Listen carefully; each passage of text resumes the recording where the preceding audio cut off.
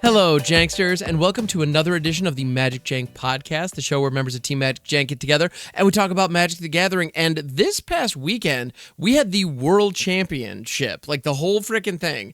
And yeah, we want to break it down because this was actually one of the first MagicCons, or the Magic World Championships we've had in a couple of years that wasn't tied to a Magic Con. So we actually got to, like, you know, those of us who are like addicted to those conventions actually got to like hang out and watch it at home with everybody else, which was really fun.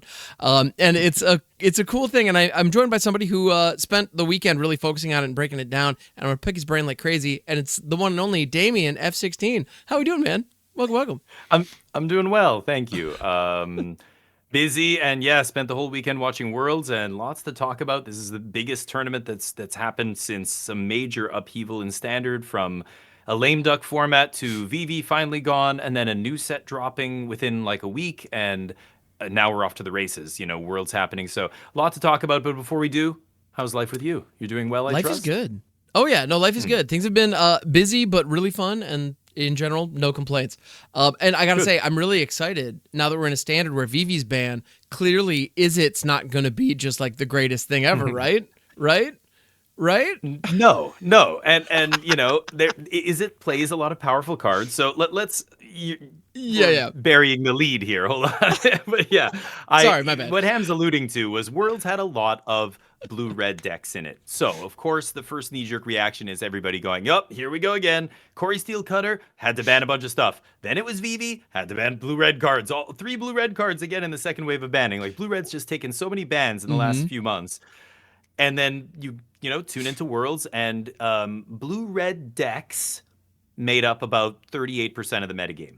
Now, that is misleading. And the reason it's misleading is because these blue-red decks really cannot be lumped into one big tent together, under one umbrella. There are, and it's annoying because Wizards posted, you know, on the main mothership website, they post the metagame breakdown, and it said, you know, Izzet Lessons. They called it Izzet Lessons because it plays a lot of lessons, making up, you know, 19% of the metagame. But that's very misleading. And as you watched Worlds unfold and they interviewed Sam Pardee or, you know, Seth Manfield, the people playing the Monument versions of the deck, it was very clear that these versions of Izzet Lessons were not all the same. Yes, they all played Boomerang Basics. We had 28 copies of Boomerang Basics in the top 8 of the World Championship. You know, yes, they all played Storm Chasers. There was some overlap. But the Monument decks are fundamentally totally different than the Prowess decks, than the other version of Prowess that like Jean-Emmanuel Deprat top-8'd with. So there was at least 3 different Izzet decks out there. There was Prowess, there was Lessons without Monument, and then there was Lessons with Monument and Artist's Talent, a much more combo-y version. Now, if you look at the win rates, the Monument deck, the Izzet deck that playing Monument and Artist's Talent, did by far the best. It was the deck of the tournament. It posted a 58% win rate, or mid to high 50%, something like that. And you know, the other decks, the Lessons decks, posted a sub 50% win rate, 46%. So is it the day of Izzet? No, the day of Izzet isn't happening right now. Like all these decks, the lesson decks were 46% win rate overall. Only the Monument versions did well. The regular Lessons versions did not do amazing. And the Jean-Emmanuel Deprat version, there was one version that got in the top 8, and it was the kind of a rogue build, something like Jean-Emmanuel Deprat's Prowess version, but instead of playing Mako Sharks and stuff, instead of playing some of the smaller stuff, the Tiger Shark and all that, Seal Shark, I can't remember what it's called. Tiger Seal, the one Tiger Seal, that's it. Yep. He's playing, you know, crabs. He decided at the last minute to put a couple of crab, the 7-drop that's cheaper for your spells in the graveyard, comes in, taps things. Yeah, the Eddie Merc crab. Eddie Merc, that's it. So there were a couple different builds just within the top 8, and in the wider, you know, picture of the tournament, there were many other versions of this deck. The bottom line is, I think Izzet Monument was a great deck for the tournament, but I think the Izzet's Lesson deck clearly underperformed overall, and that Lessons package is risky. So there's many reasons why. We can break down the deck deeper and go on a deep dive just of that one Izzet deck and why the Lessons package has its strength and weaknesses. But I think people saying that, oh God, it's all Izzet are exaggerating, right? So another interesting thing that happened in the World Championship was the Japanese team. They all brought Reanimator, and now Reanimator is widely considered a tier 2 deck. Like the Sultai Reanimator deck using Caravo on Arena or Superior Spider-Man in real life, right? What was Cavero? That's it. Yeah, Cavero the Mind Bitten. Yep. Yeah. So this deck's been around a while. It's a known quantity. It cheats in Bringer of the Lost Hope. I don't know. Bringer of the Last Gift. Last Gift. Yes, I was close. They gave us it's Living Death in Standard, you guys. Anyway, yeah. So it puts a bunch of stuff on the battlefield. You have a Terror of the Peaks. It triggers a bunch. You kill them. So this deck is obviously a linear combo deck. It's synergy based and it's based out of the graveyard. So it really gets hurt badly by graveyard hate. It's pretty easy to shut down everything this deck is doing. It's playing a lot of clunky cards. Wildly inconsistent. We saw it a couple of times where like they would go through 30 cards between mills and whatnot and not find a single copy of Analyze the Pollen or Superior Spider-Man. Like it just didn't show up. Yeah. And if it doesn't show up, your deck does nothing. And now this is where it gets interesting because that's what takes like next level testing to come to the conclusion that this Japanese team did, which is, you know what? This deck, everybody knows it's not tier 1. Everybody knows that it's not consistent enough. It's not this. However, in our testing, we found that it actually crushes blue-red Lessons and Teamer Otters. The Reanimator deck just goes in a different direction than what those decks are prepared to beat. They just can't interact, and they just lose. That's it. So your reanimation spell is a creature. So even their like counter magic and other stuff like doesn't do it, and it has to be a very specific answer. So a bunch of those other Lessons decks did play a couple Soul Guide Lanterns, but that's also not usually enough. Like you've got to play. So basically this Japanese team said there's a dearth of graveyard hate out there. We're going to play the Reanimator deck. And they did very well. Overall on their team, they had a very good win rate, put 1 copy into the top 8. 1 copy got into the top 8. Ken Yukihiro with the Reanimator deck. In a field, the top 8 was all Teamer and blue-red, except him. And I put my money, I know on my channel, we were like, holy crap, Ken, this is the dream top 8 for him. He's got the one metagame deck that is going to beat the hell out of all these other decks. He's going to cut through the room and go right to the top 8. He gets so unlucky against Seth. Loses 0-3. And what you just said about consistency, that is absolutely why he lost one of those games. He just was looking and looking and looking. He could not find the signature card, Superior Spider-Man, to get the whole thing going. It was a crazy game.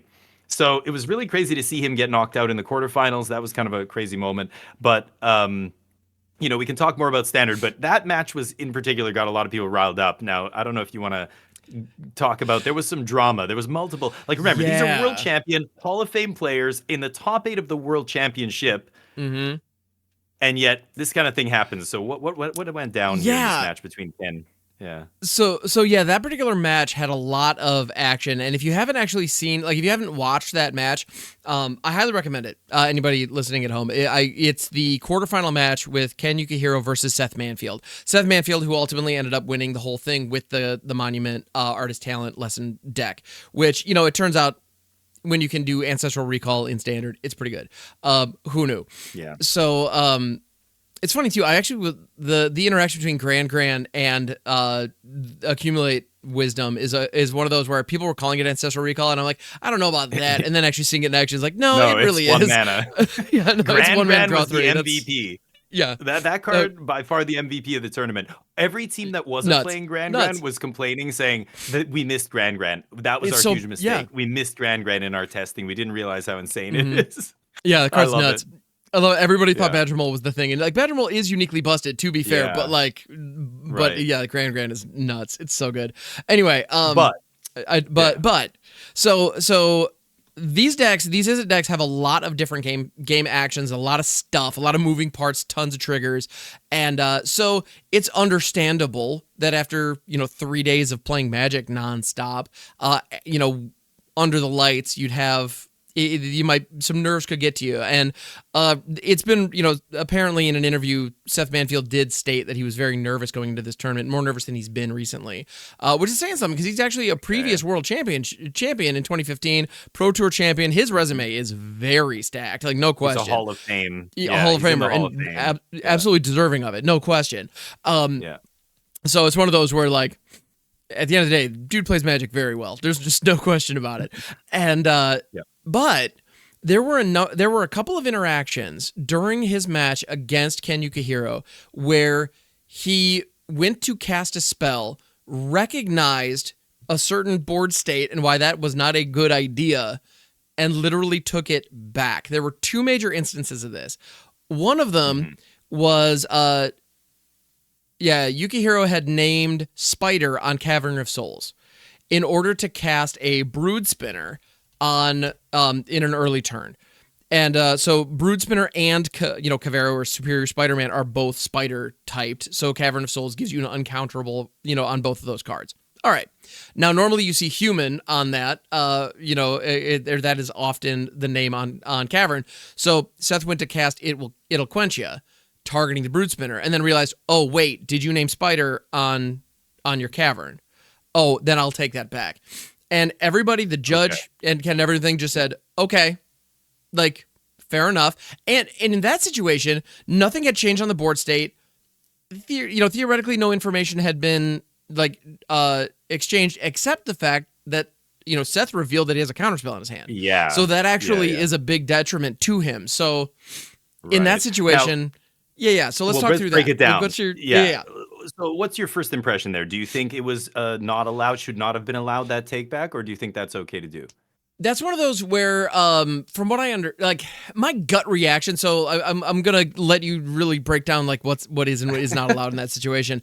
I'm of the opinion that in a casual game or in a low stakes game, or then if everybody's on board with it, whatever. And that's really the bottom line. If the competitor is fine with it, and if the judge okays it, then who am I to get in their way and say they're doing anything wrong? I'm personally of the belief, though, like in that situation, the Brood Spinner is a legal target of a counterspell. It's just the counterspell will not have an effect when it resolves. Right. That's the idea. But it is a legal target. If it wasn't a legal target, then we have a completely different discussion on our hands, and then it has to. Right. You have to dial it back. But in this case, the way that should have resolved is, the spell resolves, has no effect. Brood Spinner hits the table, and you proceed as normal, with down a counterspell in hand, and with 2 mana tap for no purpose. And I'm personally of the belief that when you're in the top 8 of the World Championship, that kind of play, you should probably have to stand. At the end of the day, if you make a misplay, I'm sorry, but you made a misplay. Yeah. If he had gone to start tapping his mana and then realized, oh wait, never mind, that I wouldn't mind so much. But there's something about having actually said that he was casting it with the target. That's but I don't know where the line is. The best way to outline this is to say, what if the creature itself was uncounterable? Let's say Brood Spinner said on it, for example, cannot be countered, and he put it on the stack, and Seth went to counter it. That would not be allowed to be a take back. However, because Cavern is involved, Cavern, if you notice, go back to the clip of that game, and you'll see the judges, every time someone named something with Cavern, they would bust out a little name tag and put it on Cavern. They did not do that. I don't know if they forgot. I don't know if Ken, because this is the thing with Cavern. It goes both ways. I've played against shady Cavern players who go, I'm going to cast this, and they go to cast their thing, and you go, I'm going to counter, and they go, but I used Cavern, and I say, but you named Druid with Cavern. You didn't name Sphinx. And they go, no, I named Sphinx. And you go, how are you going to, now it's my word versus yours. So when Cavern is involved specifically, a player may name something. They may not have been heard clearly. The other player might have been distracted and didn't hear them. That's why those markers go down. The judges didn't put a marker on the land. And so Seth went, I'm going to counter. Oh, wait, what? What did you name with Cavern? He literally didn't know. Now, maybe he was told and forgot. Maybe he was told and was distracted and missed it. This is where it gets so hard to know exactly. I want to go back and listen to see if Ken earlier in that game said Spider really clearly, or if he mumbled it, or if, any number of things. The judges didn't put something down, so they didn't see it. They didn't catch it. Okay, so I think that take back is actually allowed. That is not the same as if he tried to counter an uncounterable spell that says it's uncounterable RTFC. Like, that's too bad, right? Read this Right. card. It says, but Yeah. with Cavern and the naming, that's much more ambiguous. I Okay. think it's, that I Fair think is enough. legit. Now, Yeah. the second point about this is the World Championships. This is the top 8. That should not be allowed. Okay. I hear you. I hear you. I Right. agree. I think, this is a high standard that these players should be held to. However, Magic is a very complicated game that we all know is insanely complicated to play. The best True. of us make mistakes all the time. You saw in that Pro Tour on camera, multiple people make mistakes in multiple games. I saw, Mm-hmm. the guy who was undefeated on day one, or what was he, 8 and whatever on day one, make a dumb mistake in like one of the matches. So do you want the world champion to be decided by something like that, like a little tiny rules lawyery thing that ends up, like, you're right, Yeah, they need to fair. know, but if it's like a corner case thing, that kind of taints the whole, like, I don't Yeah. know. Like, there's a bad taste in my mouth knowing that that's how you could lose a match in the top 8 of the world championship, like something that dumb that was just like, what? But so anyway, there's that aspect to it. So anyway, that first call, I think it doesn't feel good. It doesn't look good on camera. Like, it looks like he just didn't Mm-hmm. know. But there are a lot of factors there. It's not just black and white. I think Cavern in particular, you got to go back and listen, and maybe he was very clear and he said Cavern on Spider. I mean, he's not Mm-hmm. a native English speaker. I don't know if maybe That could be a factor Seth as didn't well. Yeah. understand him. That's what I'm saying. Absolutely. There's many factors here, so I think that's okay. Now the second one is a different story. What happened the second time? So This is the same match, right? That was same game match. 2. Now in game 3. Yeah. And at this Yeah. point, the other thing about this is at this point, Seth is up 2 games to nothing, in a best of 5. So it's first to 3 wins.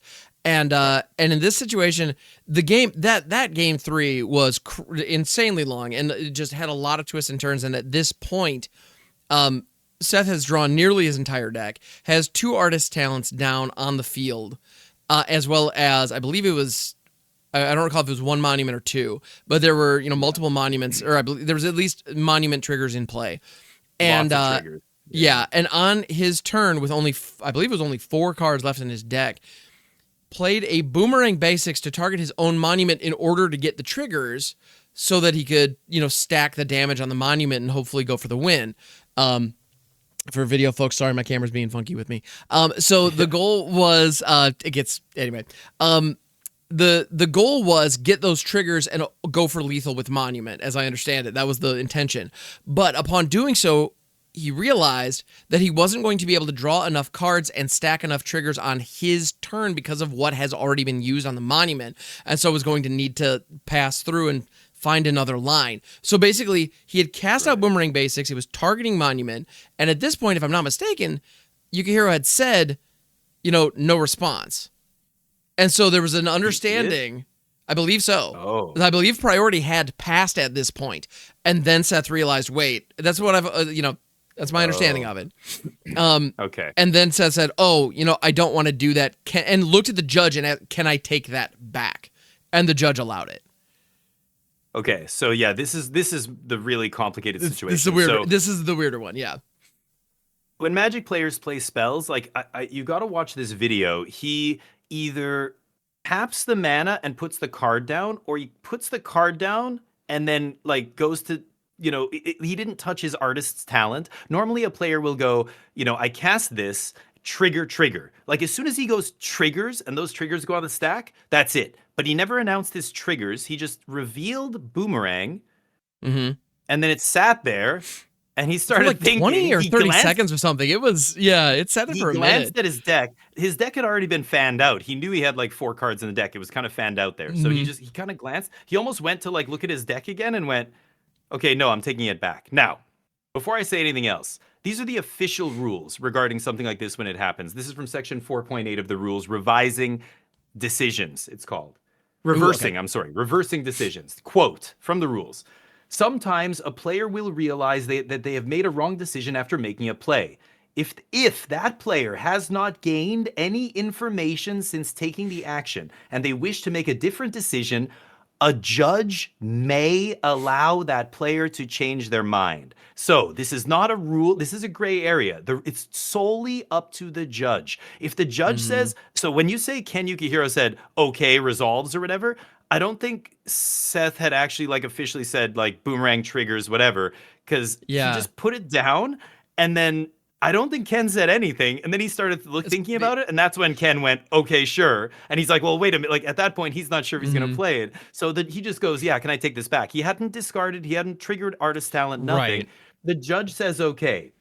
Now to finish this quote, judges must carefully consider whether the player has gained information since making the play that might have affected the decision. So the judge had to consider all the things there. The judge basically said, you have not gained any information. You're going to take it back. For example, player plays an island, and before anything else happens, the player goes, oh, sorry, I meant to play a swamp.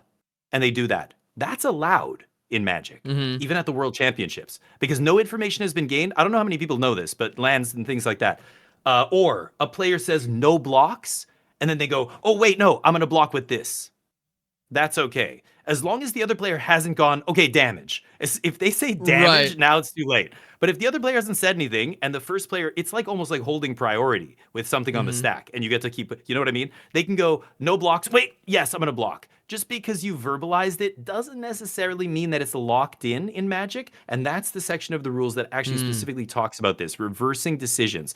You can call a judge. You should. If your opponent, if I'm playing against somebody and they do that, I'm going to call a judge. But don't be pissed off if the judge says no information was gained. He's actually revealed a card to you or whatever. He's the one who's actually down on this exchange in terms of information. It's going to be up to him. If he wants to take it back, I'll allow it. That's within the rules. You know, it's just like when a player goes, okay, go ahead. Wait, did I play a land? Oh, I'm going to play this land. Go.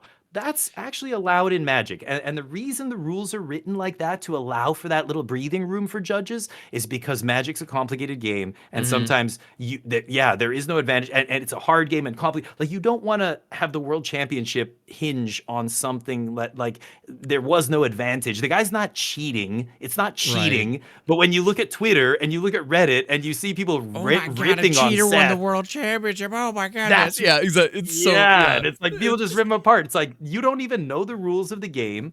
It's not illegal. It's a gray area. It's gray as hell. I totally agree, because the way you just heard that, right? I mean, you could read that yourself. 4.8 reversing decisions. The judge may allow a player, and it's up to the judge. They must carefully determine if information was lost or gained really. And then, if they think information was gained, they don't allow it.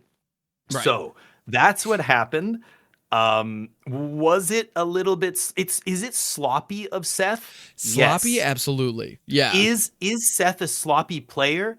Hell yes. He's so sloppy. Watch. I'm not talking about mistakes. Oh my goodness. Watch the way he manages his board, his zones. His graveyard is all over the place. It's a giant cluster of cards. Half the matches I saw him play, I don't know if somebody said something to him, because in the last 2 matches of the top 8, it was neatly organized. But every match up until then, it was just this pile of cards. It's hilarious. You know what? There's nothing wrong with that. It's like that friend of yours. You go to their office and it's just a gigantic mess, chaos. But in their mind, it's all organized. They know exactly where everything is. And that's how their brain works like that, So again, does that mean he's not a good Magic player? No, he's just a sloppy player, and that can get you in trouble. He should tighten up. But do we want to deprive somebody who probably deserves it? They're a really good player. He's not being malicious and cheating. He's just slop. I don't know. This is where we get into the, Yeah. Well, and should we have a sloppy world champ? No, they shouldn't be sloppy, right? But if it's like that kind of thing, I don't know. Yeah. Anyway, so people are pissed. I get it. I think it's fine. I do not call it cheating. I call it sloppy play, and at some point, a judge is going to punish you if you're sloppy all the time, or if you're sloppy enough. Was that sloppy enough? I don't know, to be punished. I don't know. I could see it both ways. I don't think it's clear cut. Well, and I love the examples that you're giving about, and I kind of love that those rules are there, because anyone who has played Magic, specifically in paper, where you don't have the auto tap or any of that jazz, you've seen that. Like we've all seen that. Oh crap, did I play a land? Oh no, I didn't. Is it cool if I just put this down? Like we all I've do that done all the that. time. It's super Yeah, reasonable. Yeah, of course we all have. Yeah. You know, and like, and if it's in a game of Commander, if it's just some like you jamming some stuff with friends, sure, whatever. Like, you know, it's we all know that it's just like, yeah, fine. And like, and I know that the next game when I do that, you're gonna, you know, give me that grace too. Like it's very that's no one is gaining a big deal. It's not a huge significant impact one way. I mean, the outcome of the game could be huge, and but in that case, it's funny because denying that, like if somebody says, "Oh, I didn't play a land, but is it okay if I just put that down now?" Or, "Oh, I meant to play a forest, but I play, you know, but instead put down a swamp or whatever." Most of us, our gut check is, yeah, fine. Like it doesn't, especially when no information has been gained. If we've already passed the turn and somebody else has already drawn the card, it's too late. But I think we can all agree on that. But if that time hasn't passed.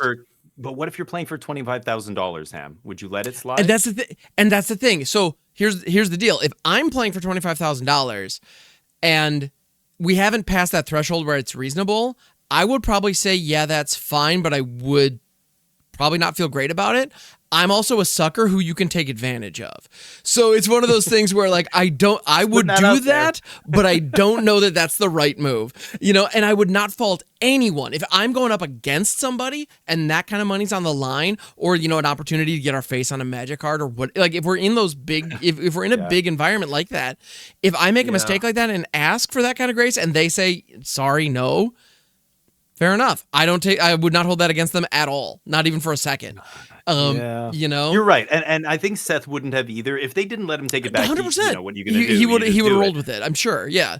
But you know what? He is not for us. Like again, sloppy play is just the way he manages his board state. If he's keeping track of it all, it's not sloppy in his mind. But to look at it, and from an opponent's perspective, it looks like it's all over the place. But it's another thing to like, he's so good. He knows the rules well enough that he knows he can ask for a take back rather than a lot of players just default to, oh yeah, okay, I shouldn't have played that land. You know, for all the people listening out there, it is not, you're not a shady cheater if you go, oh crap, can I just pick I'm going to play this other island instead of this swamp. There's literally not only nothing wrong with that, the rules allow for that. If you're not sure, if your opponent gives you grief, call a judge. They will tell them the same thing. It's right in the rules, right? If you just play a land, the wrong land. What Seth did there, he knew he kind of was pushing it, so he just went, is it okay if I take this back? Like, I don't think he said triggers. I don't think he said anything. Yeah. He just put the boomerang on the table and then went, no. And, you know, again, is that sloppy? Yes. But is that malicious cheating? Like, no. Like if Ken had immediately, well, see, but then I don't know. Yeah, you can't really jump on that. There's a lot of things. And on top of that, like we weren't at the table. So like did body language change, or like, well, I don't know. Like there's so many, like, you know, how do you determine if information was gained? You know, there's a lot to take into account there. So and the thing about it is we've all seen really shady angle shoots. And we've seen what appear to be people using the rules, the letter of the rules, to be shady and underhanded and unsporting. Like we see that all the time. Like the Pithing Needle Borborygmos debacle from so many years ago comes to mind.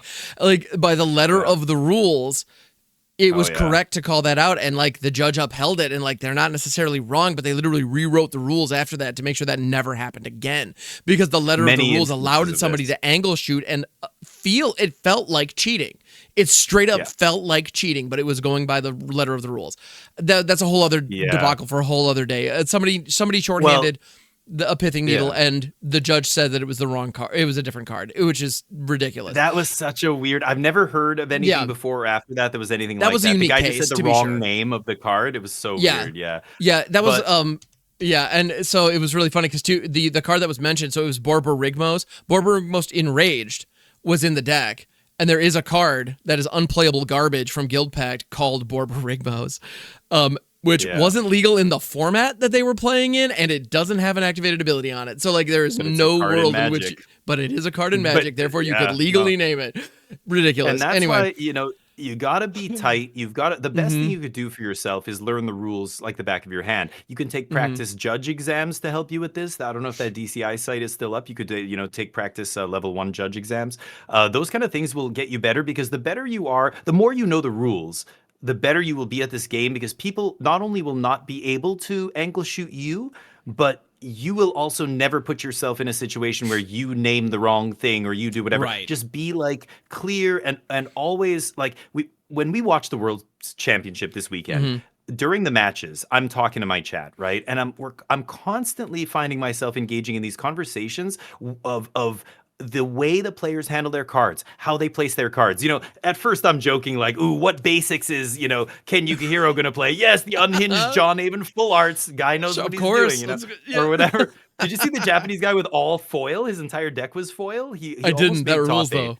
I love it. Expedition lands like Battlefield or a What? Battle for Zendikar expeditions, like for the shock lands, Oh. stomping grounds and stuff. Just Mwah. super If pimp. you're gonna do it, and I got go in well, style. I got Yep. on this big discussion because a lot of people in my channel, and I think maybe a lot of people listening to this, I don't know how many, if you don't play a lot of tournament Magic in real life, in paper, there's a lot of little things that you just will not know. And I think the Arena generation, or a lot of the players who've come up on Arena in Magic, who are now playing competitive Magic and maybe going to their RCQs or whatever at their shops, there's so many things, and I'm not talking about just cheating here, but like, foils.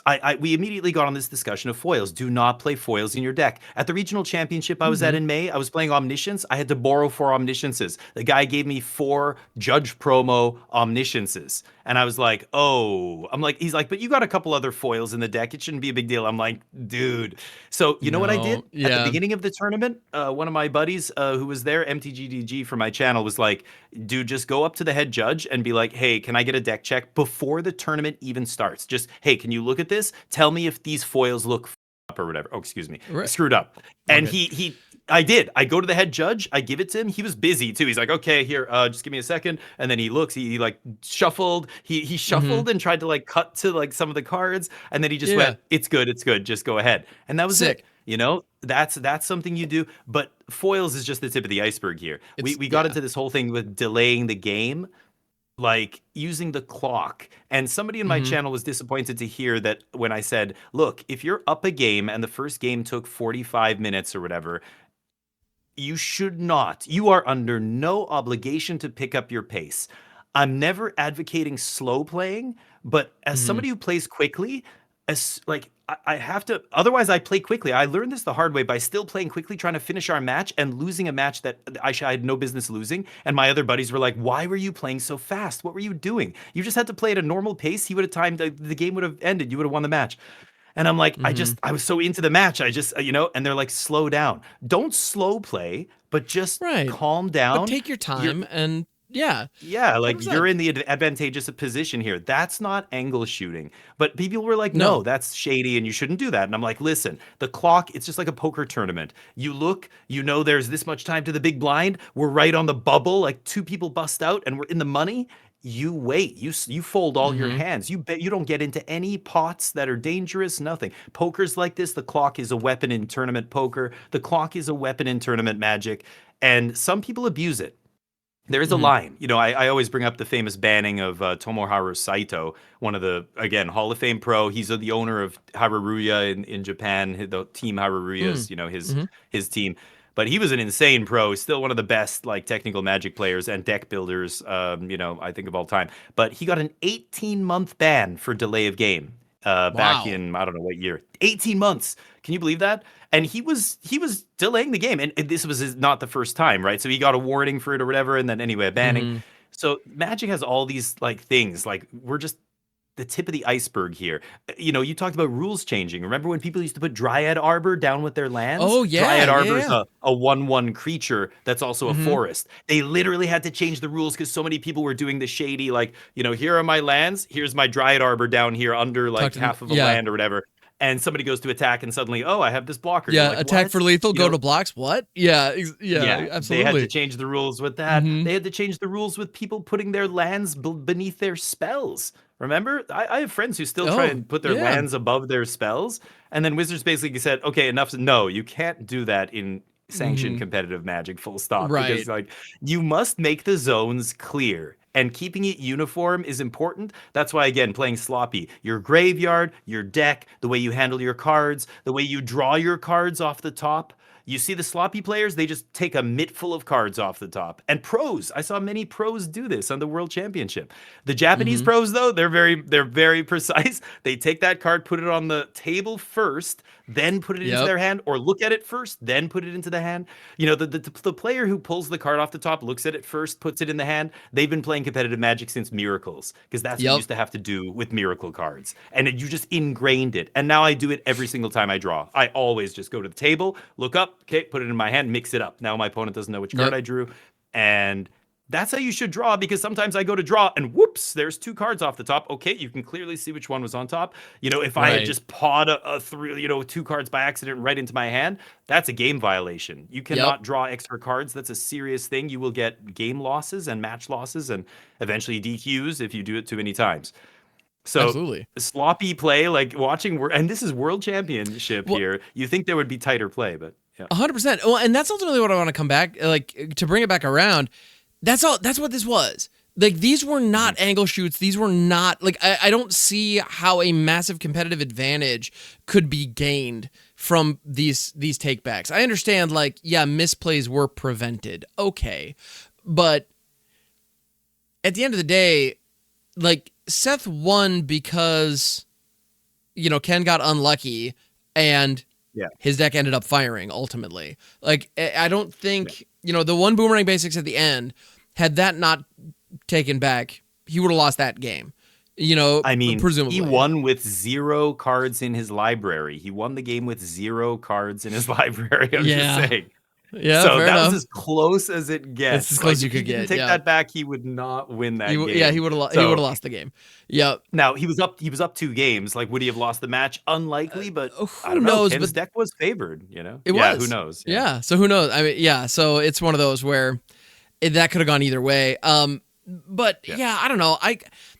I've seen people. We've all seen, you know, people maliciously angle shoot to try to get an edge and try to win a game. We've all seen that. Yeah. And that's not what that was. Like, I don't think. Like, just my gut check is he just made an honest mistake. And the real question does come into how much should you be punished in those moments? And I appreciate you breaking down what's actually expected of the rules. At the end of the day, the judge at the table okayed it. So here we are. And it's just like a referee. It's a referee in football or soccer or basketball, whatever, making a call. In tennis, it was on the line. It was over the line. And people are like, oh my God, we don't have, like, you know, instant replay, like, go back. The judges, I mean, they're right there at the table. They heard the players. They're watching, I assume, everything that's going on. So I trust the judge. If the judge allows it, it's allowed. What I think a lot of the outrage comes from is people's ignorance about the rules and not realizing that asking for a take back is not only allowed, it's not shady. It's totally like I just gave a bunch of examples of times where it's not just that pre-release, but even in a competitive tournament, if you play the wrong land, you do that kind of thing, that is allowed to be taken back. Remember that. That's part of the rules. Seth knows that because he's a Hall of Fame pro, so I don't think he was doing anything shady. But again, where does sloppiness, you know, cross the line? At what time should you be, you know, There is a line there, but I don't think he crossed it, and that's where I fall on this. But I know there's other people arguing. There's other people saying that he gained a lot of information because Ken said something or waved or did something, but like... But if he hadn't actually announced that he was casting it, and this is why showing a card like that, it is a little shady because you're almost asking for information before you decide if you're going to cast it. You know, like, I get that. But it's not like Ken had anything to respond with. Like, that's clearly not what Seth was doing. It wasn't a control mirror or something, right? With both players had a bunch of stuff up, right? Which would have been a totally different scenario. Yeah, that's kind of what I mean. So I think the judge was right. I think it all... You know, the ref made the right call, and people are going to disagree with it. But again, the rules are the rules. Yeah. And can we also just talk about how great it is that here we are, like, Monday morning quarterbacking a Magic event? How nice is that? Like, that judge should get his eyes checked. What are we doing here, man? Yeah, like, it's like, oh, that Hall of Fame pro, they're sloppy. So I'm not as sloppy as them. Anyway, if I was half the player Seth was, I'd probably I'm with you on that. Yeah, absolutely. But a great tournament, lots of interesting stuff. Now let's get to the actual good part here. Yes. What were the decks? So we touched on Lessons. We talked about Izzet. We talked about Reanimator a little bit. Where does Standard go from here? This is what everybody wants to know, right? Obviously, the decks from Worlds are now out there and seeing a ton of play. And this is why Worlds is so important, or not Worlds specifically, but any large tournament with a lot of pros for a lot of money. Because you look at Magic Online, you look at the other results from various, there was a Japanese tournament with a couple hundred players, sure. Since the banning, since VV got banned and Avatar came out, the only data we have, no monument decks. There's none of these. A bunch of the decks that were in this Pro Tour were non-existent in standard. And so it really does take the pros devoting their time and effort, these pro teams, to breaking it. So the monument deck's the big front runner, but it's very easy to beat. And I think Lessons are the same. I think the reason that these decks did very well was not a lot of people were playing Graveyard Hate. That's why the Japanese team was on Reanimator. And I think if you want to beat Lessons, you can attack their graveyard. There are plenty of ways to attack their graveyard. Blue-red has some very big inherent weaknesses, which is it doesn't deal with non-creature permanents very well. That's why I keep saying Into the Flood Maw is one of the best cards in Standard. It lets Izzet deal with an enchantment or artifact. But look at that tournament. Nobody's playing Into the Flood Maw. They all switch to Boomerang Basics. Everybody's playing Boomerang Basics to get that value. If even half of those Boomerang Basics were into the Flood Maw, Monument for 3, and I just bounced it for 1, that's such an insane tempo swing that would have swung a ton of games. But none of the other Lessons decks are playing Into the Flood Maw. It's not a lesson. Lessons are really weird. I get into argument. People are like, what do you mean Lessons are great? Ancestral Recall, right? This the wisdom card that draws you 3. The Gran-cestral Recall, as people have been calling it. Yeah. Because Recall. Accumulate Wisdom is when you have 3 or more Lessons in your graveyard, you draw 3 cards off it for 2 at instant speed, and gran-gran reduces its cost by 1. That's why I like it. I've also heard her referred to as Raga-gran because it's just a bomb 1-drop. Anyway. Yeah, so gran-gran was definitely a surprising star of this tournament. She's great. But this is like when you look at the Lessons deck, Ancestral Recall is great, but it's not Ancestral Recall all the time. It's Anticipate. Anticipate is a much worse card. In fact, dare I say, unplayable card in Standard. If Anticipate was even legal. Anticipate does exactly what Accumulate Wisdom does when you don't have 3 Lessons in your yard. It looks at the top 3, put 1 in your hand, right? Yeah. I know you're looking for it there. Yeah. Oh yeah, of course. So you look at the Lessons deck and you go, that's a bunch of draft chaff. That looks like crap. It's very much one of those decks that has to be greater than the sum of its parts. Burst Lightning is strictly better than Firebending Lesson. Lightning Strike is strictly better than Combustible whatever explosion. Combustion technique. 2 mana. Yeah. 2 mana for 2 damage? Are you kidding? Shock is 1 mana for 2 damage and goes to the face. Why would you ever play this? Oh, but when you have a lot of lessons, in the lesson deck, this is a mono red like Infernal Grasp, or like that exiles. It's nuts. Yeah. And Anticipate is Ancestral Recall, and the only card that actually is good that has a high floor is Boomerang Basics. That card is always just Boomerang Basics. No matter what happens, it's solid. But all the other Lessons are actually subpar versions of their alternate forms in Standard. I would rather play Shock. I would rather play Lightning Strike. I'd rather play Burst Lightning than all that red removal. I would rather play a real counterspell instead of Quench Your Thirst or whatever. Let me quench the Quench counterspell. It'll quench you. That's an atrocious card. It'll quench you. It's the quenchiest. These kind of effects never are good enough for Standard. The only one that was even close was like Phantom Interference, because it also had a mode to make a 2/2 flyer, which happened to be good in the Dimir deck, and like that's just a strictly better card than this. But Lessons. So what am I getting at here? Well, my point is a lot of these cards really stink when you don't allow them to have 3 Lessons in the yard, full stop, or any Lessons. You play that Rest in Peace. I play Kutzel's Flanker. I mean, there's a bunch of ways to eat yard. Soul Guide Lantern was a bunch of the decks are playing Soul Guide Lantern. That's only a one of, but like look at Rest in Peace. What are they going to do about it? They can bounce it 1 turn with Boomerang Basics, try and do a couple things, and then you're just back to eating their whole graveyard. They're not going to be able to fill their graveyard and draw a bunch of cards and go off with, So you attack their graveyard, the whole deck kind of falls apart. Monument, I crafted for Monument to Endurance right when it came out. I thought, holy poop, this is a great engine card. We are going to crush with this. Artist Talent, Peanut Butter and Jelly with Monument, never good enough. Hasn't seen any play in Standard since it came out. Just it's too slow. 3 mana do nothing. Can't do that. You're just steamrolled by red decks and whatever proactive decks are out there.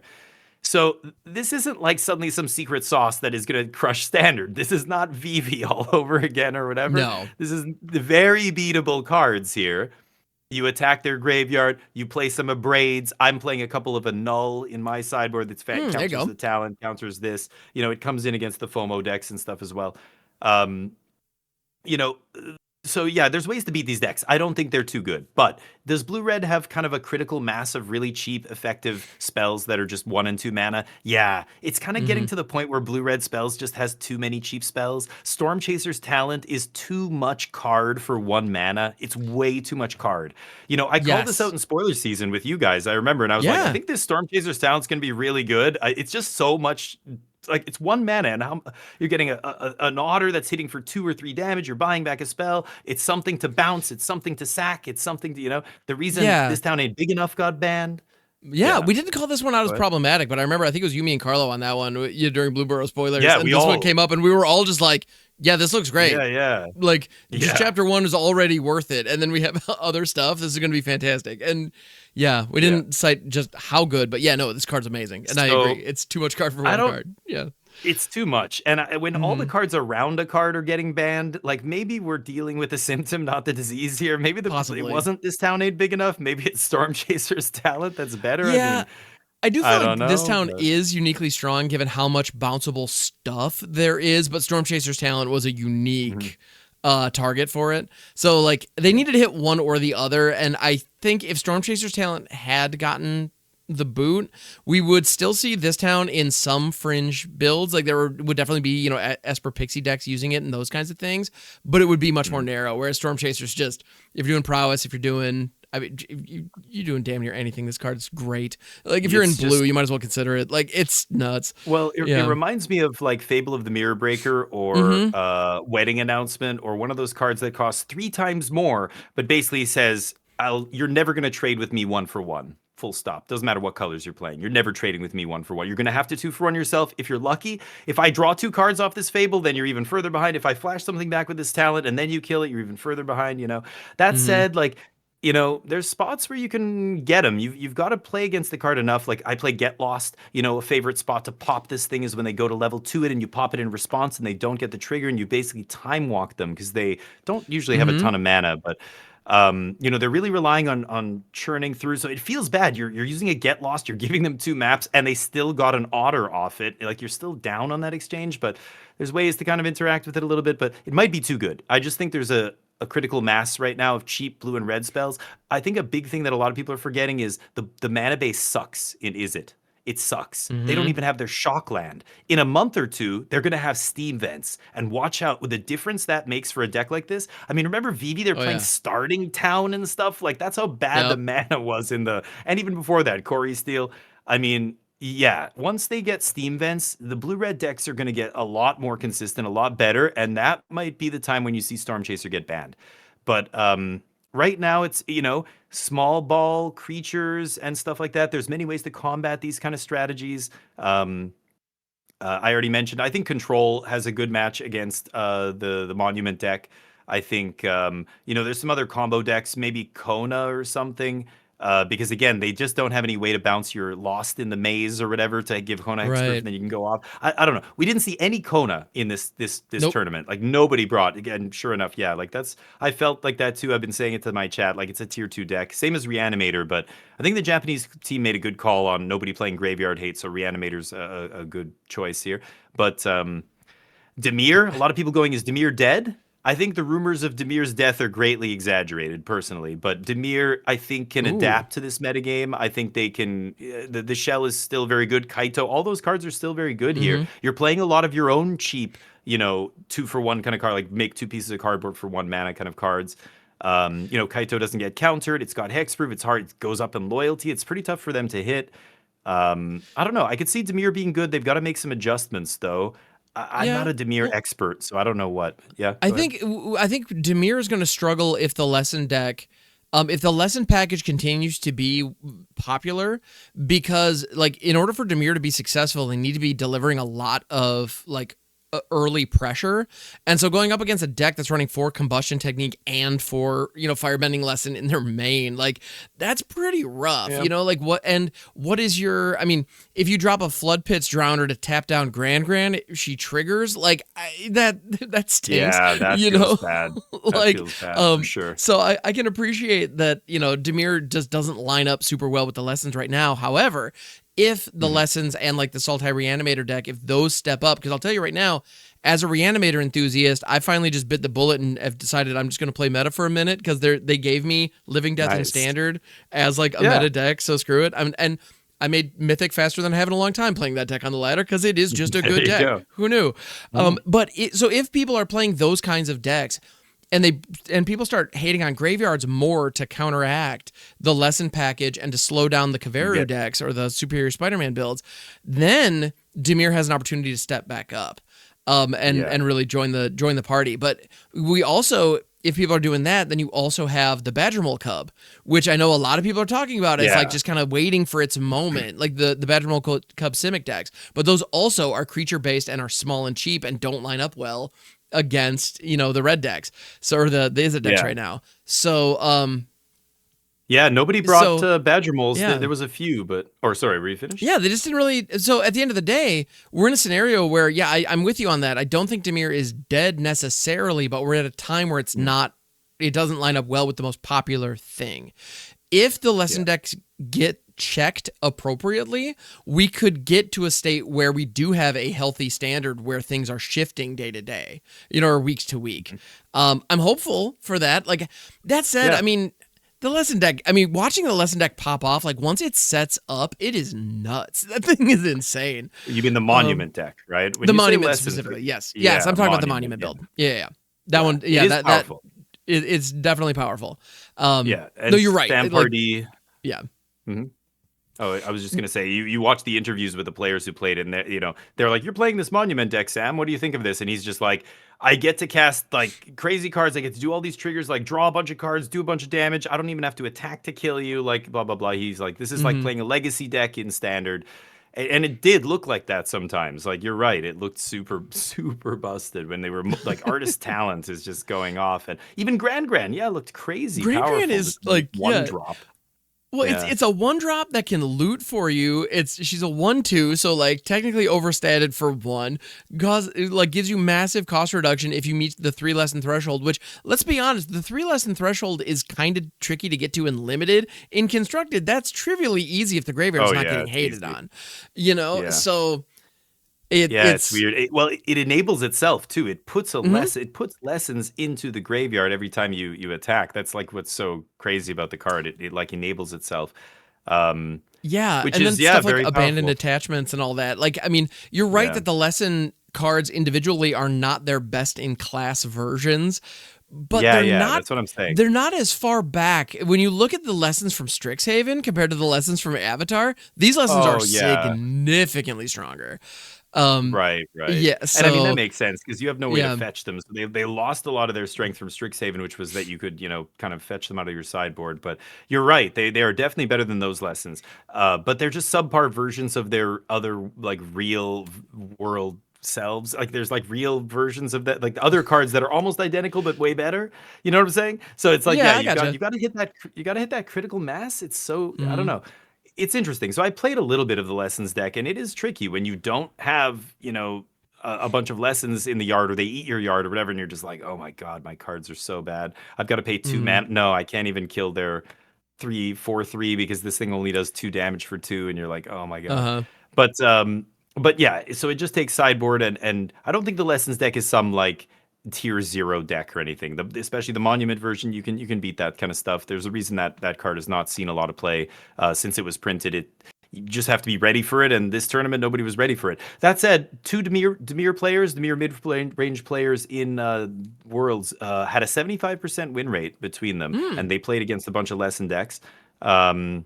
Okay. And then there was a couple other weird outliers. There was a team that brought a Golgari deck, but it was crazy to see. Black and green were basically absent from this World Championship. There was the Reanimator deck, and that's it. Like, it was all Jeskai. The Bant what's it called? The Bant combo deck, airbending combo with Oh Aang yeah. and Appa and all that. A lot of people were high on that going Mm-hmm. into Worlds. Like it was putting up, there's like one list in the top eight of a challenge, one list in the top eight of this one, maybe two.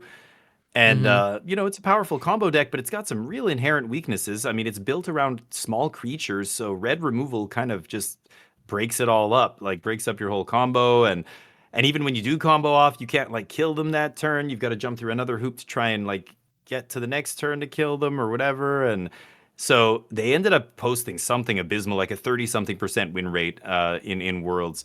Oof. And that was one of the only Badger Mole Cub decks. There was a Golgari deck that posted around, I don't know, 50% win rate, but it was yeah, green and black mostly absent, and Badger Mole Cub kind of, I think, was so talked about that it just put a huge target on itself. Everybody was Mm-hmm. like, they have to ban this. This card's crazy. And so, of course, everybody comes prepared to beat it, and it put up really piddling results, really mediocre results in Worlds. So, is it powerful? Yes, absolutely. Can there still be great decks with it? Yes. But when everybody's ready for your grizzly bear, it loses a lot of its luster, like Oh yeah. pyroclasms and, fire Well, magics, and everybody's playing stuff like that. It's oh not that yeah. great. One card that found its way into the Sultai Reanimator deck that made me really happy to see was Harvester of Misery. I Yeah. bought a playset of this at like 90 cents a pop because no one played it anywhere because everything in standard when this first came out was like toughness 3. So -2 was pointless. And I Badger Mole remember. Cub just gives this thing this extra boost, and oh my goodness, it's amazing. Yeah, love it. Yeah. I played Anyway. it. I played it back in do you remember Squirming Emergence? I played it in that Oh yeah. reanimator deck, Oh Harvester, heck just one yeah. or two. Yeah, Yeah, to yeah. beat. I think I it was love it. Jeskai tokens at that time or something was like the go Oh, like all wide the like deck. prowess otters or whatever to sweep. Yeah, I Yeah, gotcha. yeah. Yep.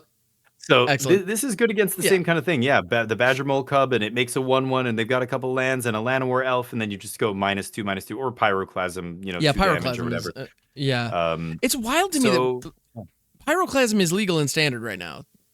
yeah, Like that's a, yeah, well, we don't talk about that too much because I think the last time Pyroclasm was printed was like 15 years ago. Like it's like this a has long not been in time. standard Yeah. in an incredibly long time. And just 2 damage to Mhm. each creature for 2. Bam. That's like it's a 2-drop red sweeper that is gonna line up nicely these days. Still It's kind of good. nuts. It's still Still good. good? Printed in Ice Age, right? I remember seeing one in an Ice Age starter box. One of the first cards I opened in Ice Age was that Pyroclasm. I think it was Ice Age. I'm pretty sure. I believe it. It And was in a bunch of still good today. yeah, it was in a Yeah. bunch of master sets. I think the last standard legal printing was M11. So Yeah. yeah, Long time ago. yeah, Anyway, yeah, but it's a nuts. great tool, and but like I said, like the color pie is funny. I think you really only see tier 0 decks when they. That's the one, yeah, that's the one Yeah, I so remember as a there is an kid. Ice Age printing. Oh, freaking Yeah, classic. And that's the yeah, first one. That's the one I yep, still remember. And at that heck time, yeah. it was good, but Magic was a different game back then. You didn't Oh, have to worry about absolutely. like creatures swarming you, all these 1-drops that make other pieces of cardboard and whatever. So this Hmm. didn't wasn't an important card, but still saw a little bit of play, I think, competitively. Whatever. The point Excellent. is, Anyway, yeah, yeah. lots of cards nowadays are cheap. All the cheap cards are good. Every card has like a million things it does. So I don't know where that ends. Like I think an archetype again. I was talking about the color pie, and I think blue red is always that archetype where it's blue red spells. It's just a bunch of cheap spells, and we're casting spells, and we're casting opt and sleight of hand, and we're casting more cheap spells. Hmm. And here's Delver of Secrets, and these cheap creatures, and I think those strategies were always mediocre until the power creep started pushing the 1-drops and 2-drops to the point where suddenly, you were able to play real threats for 1 mana like Delver when Delver got printed. That was just one of the most insane. It was the core of a decks in standard, in modern, in legacy, in vintage. Like people were playing Delver in every single format, right, for a long Hmm. time. Now it's kind of died off, but it was dominating legacy for years, Different versions of the deck: Grixis Hmm. Delver, Blue Red, Teamer Delver. Based on the metagame, things would shift. But now, Delver isn't even good enough. We have even better cards than Delver. We have stuff like Storm Chaser's Talent, right? Which is Hmm. wild. You're getting the 1-drops are just like, at least Delver you could trade 1 for 1. Like Storm Chasers you just can't, and it's still 1 mana. And like gran-gran to a lesser extent, like Storm Chaser's more powerful, but other cards like that, you name it, Spyglass Siren, like before, Thraben Mm-hmm. Inspector was a great card for many years because it was that Oh one yeah. mana make two pieces of cardboard. It was good in Vintage Cube. It was good everywhere. Saw play in Legacy, but Mm-hmm. um, but now Meanwhile, every we have card's like a Thraben yeah. Inspector. Yeah, Well, we have a version of that in standard right now. Nobody plays it with Novice Inspector. yeah, Yeah, Novice it's literally Inspector. the Yeah. same card. Well, Nobody plays it. Yeah, white's not the greatest color right now, but that's true. but But I think it's yeah. better off than black and green. Black and green are in trouble. Like mono black, unholy annex, decks like that, like the mid-rangey kind of like Oh black and yeah, green they're decks. nowhere to be I seen. think Yeah. yeah, it's not a good time for stuff like that. I think Control has a shot. I know Chris Botello played Jeskai Control with Cursed Recording in the main deck, and Hmm. he's like That's wild. he plays a lot of Control, and yeah, like his deck, I looked at it, I'm just like, I can't, I don't know. He's got a system, instead of 4 4 4 4 4, like a really tight deck list has a lot of fours, like four of this, four of that. I know what I want. He's playing all Mm-hmm. threes. Three Consult the Star Charts, three No More Lies, three Get Lost, three Lightning, like Wait, three all this what? three. It's really bizarre. And he's got one Cursed Recording. So the idea with this, he's got three steps ahead. You play Cursed Recording, and then you untap, or maybe if you have 7 mana, you play this, you pass. End step, you tap Cursed Recording to copy your next spell. You cast 3 steps ahead to copy your Cursed Recording. The 3 steps gets copied. It makes 2 Cursed Recordings. Now you untap with 3 Cursed Recordings. And if you untap with 3 Cursed Recordings, like every lightning helix is like 12 damage, right? Every It's nuts. every Yeah. if you play Jeskai Revelation, it's over. You just deal 20, like you Right. just smoke them, right? Something like that. It's crazy. So he I plays love this that. one, and I'm like, oh my god. Or No More Lies. Like now I Yep. triple No More Lies, and it's just a hard counter when they have 12 mana. Even it doesn't matter. Right. So really weird stuff. He was playing two Aang's something, the O-ring, the instant speed flash O-ring, Aang's Oh, something the journey or iceberg. something. I don't know. Yeah. Iceberg, the iceberg. Yeah, yeah. And I'm like looking at this, like, why is he playing this? And I'm like, okay, you can hit your own permanence. It's 3 mana flash enchantment that I was calling it O-ring. O-ring's just the term we use usually for 3 mana white enchantment that ETBs Right. exiles another non-land permanent until it leaves the battlefield. But this one has Waterbend 3, sack this enchantment. And if you do scry 2. So I thought, okay, maybe this is just in here to stop the Cursed Recording from killing you if you can't put together a win with it. No, It's you an know what it's option. for?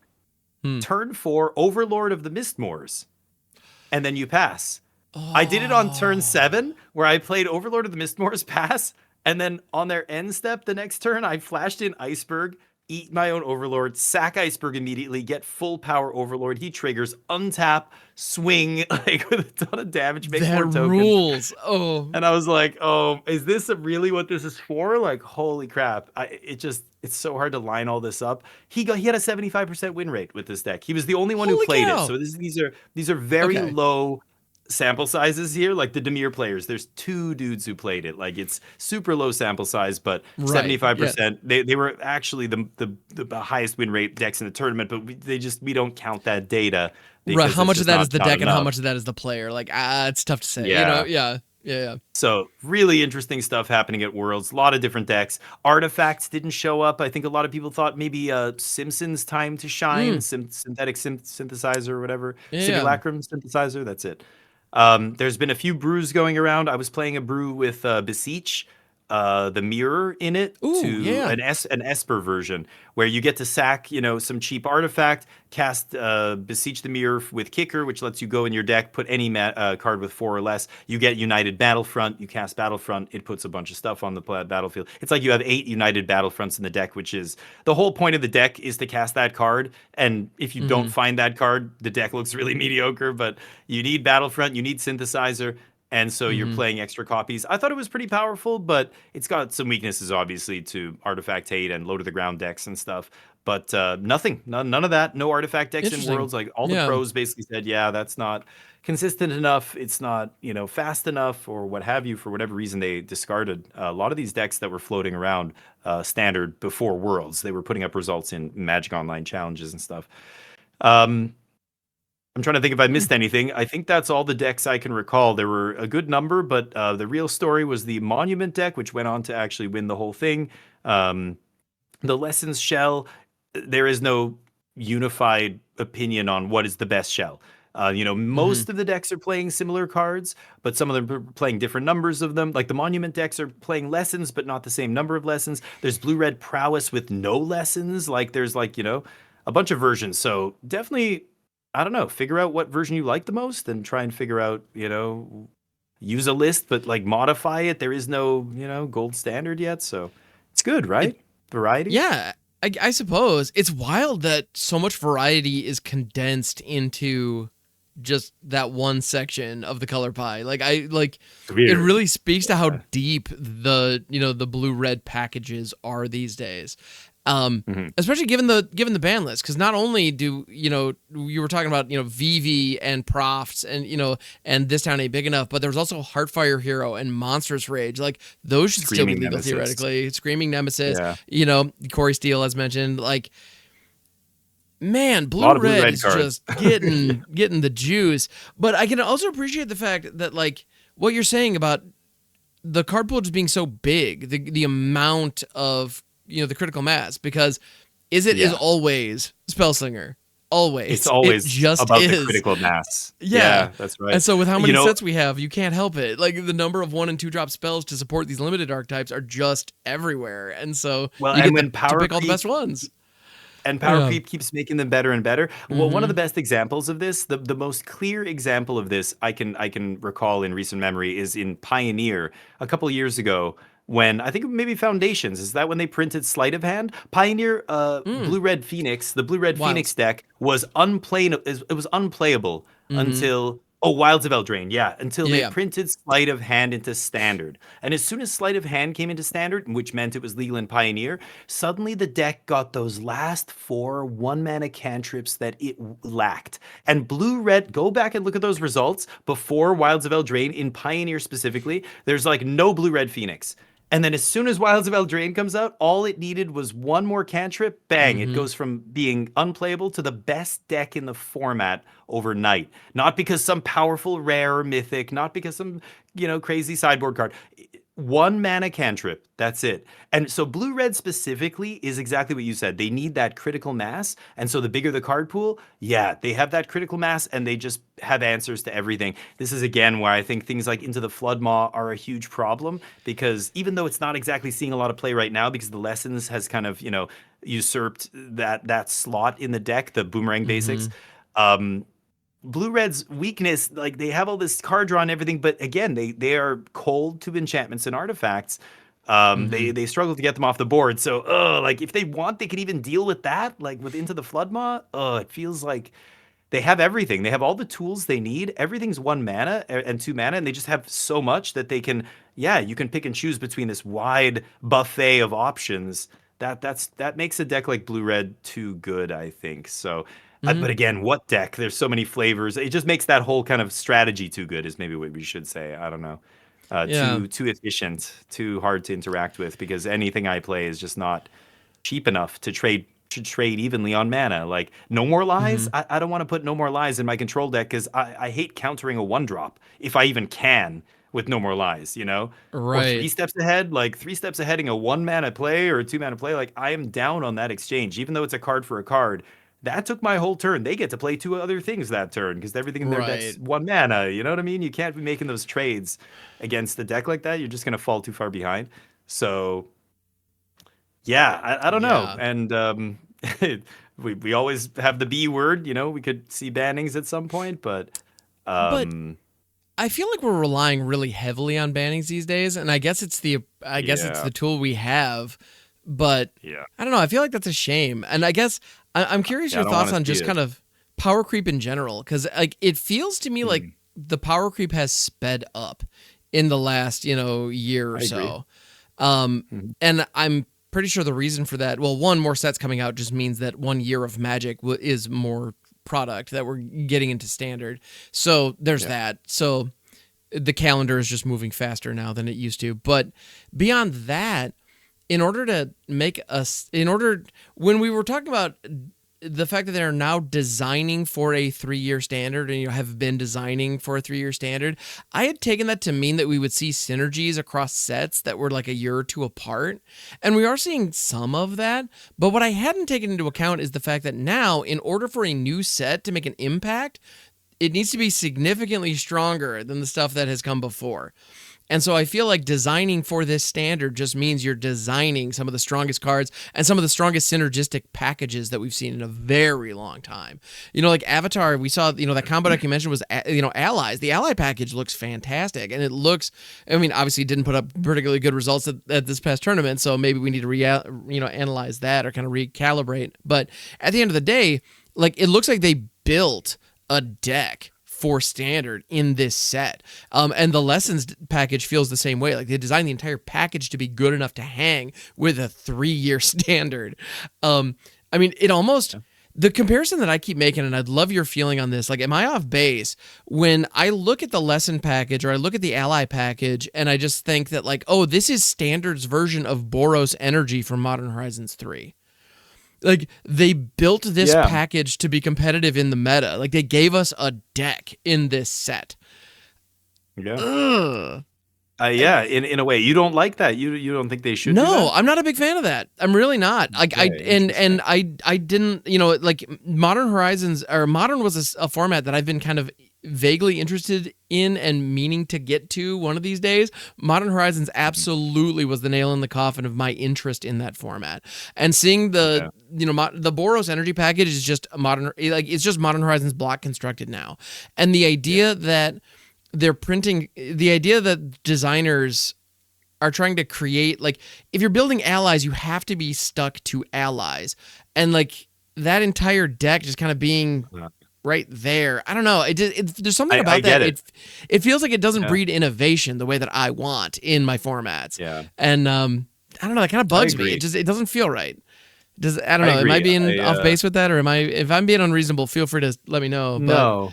I think you're right. I don't really like it when they do that either. I think they do it all the time. Like Infect is another one. They just jam in the whole thing. And you're right. It felt bad because it was like, this deck's never going to get anything again. Like, they aren't going to print more Infect cards in the next 10 sets or whatever. And then this is just going to rotate. So it always felt so weird and kind of like, should I get this deck? It might be good for a month or two, but every set that goes by, all the other archetypes are going to get more tools, and we're not going to get anything, basically. And it's like, pretty much.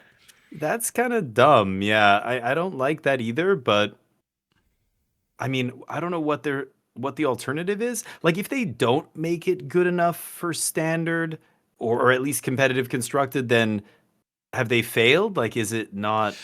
I don't know. Is that their goal? That's the other issue. Is like they kind of.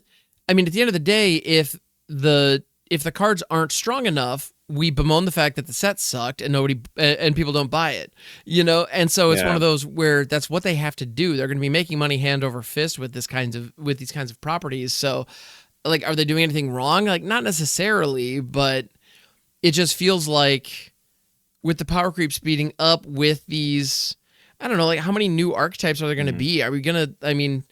I just want to make sure that at the end of the day, I want to make sure we don't lose the innovative playground that standard can be.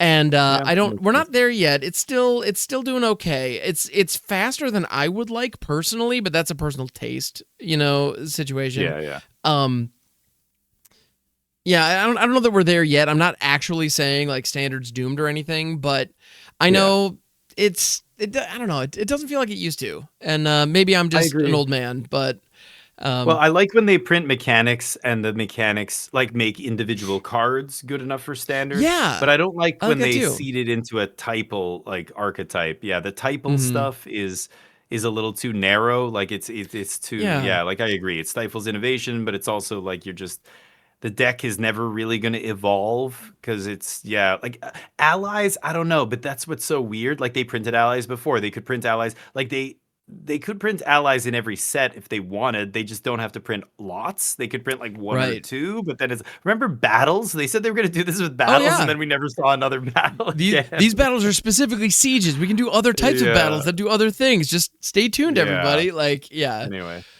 But I agree. I would like to not see that, but I guess they don't do it every set, right? They do it once every couple sets. No. And it's been a minute. There's like Yeah. Yeah, Bloomborough is bad. Bloomborough is like, here's a bunch of specific typal decks for you. Go. It's like, Well, and the okay. thing about Bloomborough that was kind of frustrating too is all the typals. I mean, I enjoyed Bloomborough. It was a fun set. The aesthetic was fun. There were some cool cards in it. I don't dislike Bloomborough, but yeah, like if you're hoping that bunnies or lizards is going to be a thing, like you might incidentally get a bunny card printed in Yeah. some upcoming set before Bloomborough rotates. Like one, if you're lucky, two. And if you're lucky, they'll be playable, which, it's pretty rough. So the lizards deck or whatever, had you invested, because that saw play in standard. There were people playing lizards and absolutely. and then it fell off and that's it. It's never going to really come back. Like there's Not really. I don't know. Yeah. If it was a huge typal like archetype, like vampires have been printed since alpha. There's a million. Like sure, you can make a thing, but and if it was, and we in foundations we had like elves and goblins, and like we're going back to Lorwyn, so we're gonna be seeing those types as well. Like fairies are gonna be coming back. Like they go back to the on. Like the reason that every plane in the multiverse has an elf on it is so they can keep printing elf cards that will work with each other. We can go to 2 or 3 different in-universe properties and we can put elves or goblins or whatever into all of them. Like there's a reason that, like, if you look at the Mog from Dominaria or you look at the Aki from Kamigawa, they look like completely different species, but they're both goblins, so that in the game they can play together. Yeah, it makes sense too. Every culture, every world has their own version of a goblin. Because what is a goblin really? I mean, it's just it's this same annoying small pest creature that's nasty and whatever. But it could have green skin, could have red skin, could have a million different things. Right. But yeah, it makes sense. It's like a ghost or a dragon. Like there's so many versions of dragons. Yes. Like what is a dragon really? It's any big flying lizard-looking thing. It doesn't have to breathe fire. It can breathe all kinds of stuff. And yeah. Well, yeah, it's true. And that allows that allowed them, or it does allow wizards to create typal synergies that are more open to interpretation and more flexible and more adaptable. Like as standard rotations occur, there might be a humans deck, there might be an elf deck, there might be, and it will change in kind of its composition and how it operates, maybe depending on what's around it and what they decide to print. So I don't know. I like that stuff. I mean, the thing with Bloomborough was just like, here are raccoons. Yeah. Okay, neat. When are we going to see raccoons again? I don't know. Maybe never. Cool. Like, I know. All of them were so narrow. It was a shame, I think. And as a result, like, I agree. Yeah, the generally speaking, what cards from Bloomborough are seeing play? Storm Chaser's Talent. And artist talent, I suppose. The talents and Caretaker's talent also comes to mind. It's pretty good. The talent cycle was pretty legit, to be fair, because they didn't rely on the typal synergies. Yeah. I predicted that Caretaker's talent would eventually be banned in standard. I don't know if that's going to happen. Now it looks like it was such a silly prediction. I might be totally wrong about that.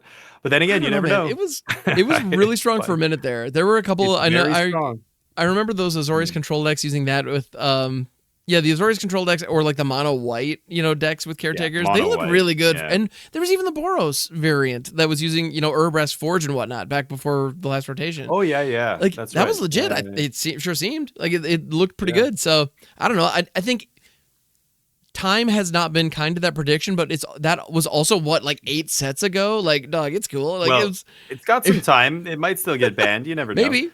But never know. Yeah, we'll see. So okay. I don't know if there's anything else more to talk about here, but I did have one last question. The question. No, this is good. So fire away. Yeah. I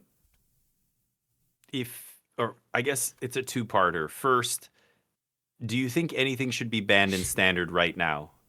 And part 2, if the answer to number 1 is yes, what do you think should be banned?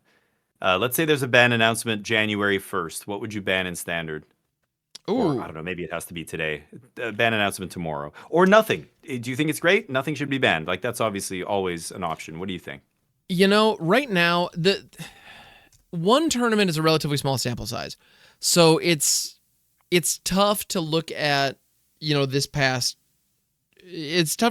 World Championship and say definitively we have a problem here, I think. I agree. I mean, the top 8 was definitely skewed to be, skewed to blue-red, so I could appreciate wanting to maybe pull back another tool there to just kind of to kind of give other things a chance. Yeah. I have a lot of feelings on cards that I think are appropriate or inappropriate for standard. So if it was up to me, I would ban Omniscience, but I can't make a good claim for that. That's just me hating that card. Yeah. So, but I do think, as we previously mentioned, if anything, so right now I think it's too soon to tell. So I think no. If we did have a ban announcement coming up, January 1st, if we got to bring in the new year with a fresh, I would want them to announce going back to the 2-year rotation schedule. But that's what I want. I want them to ban every card that's been in standard more than 2 years. That would be great. But I do think Storm Chaser's talent is worth keeping an eye on.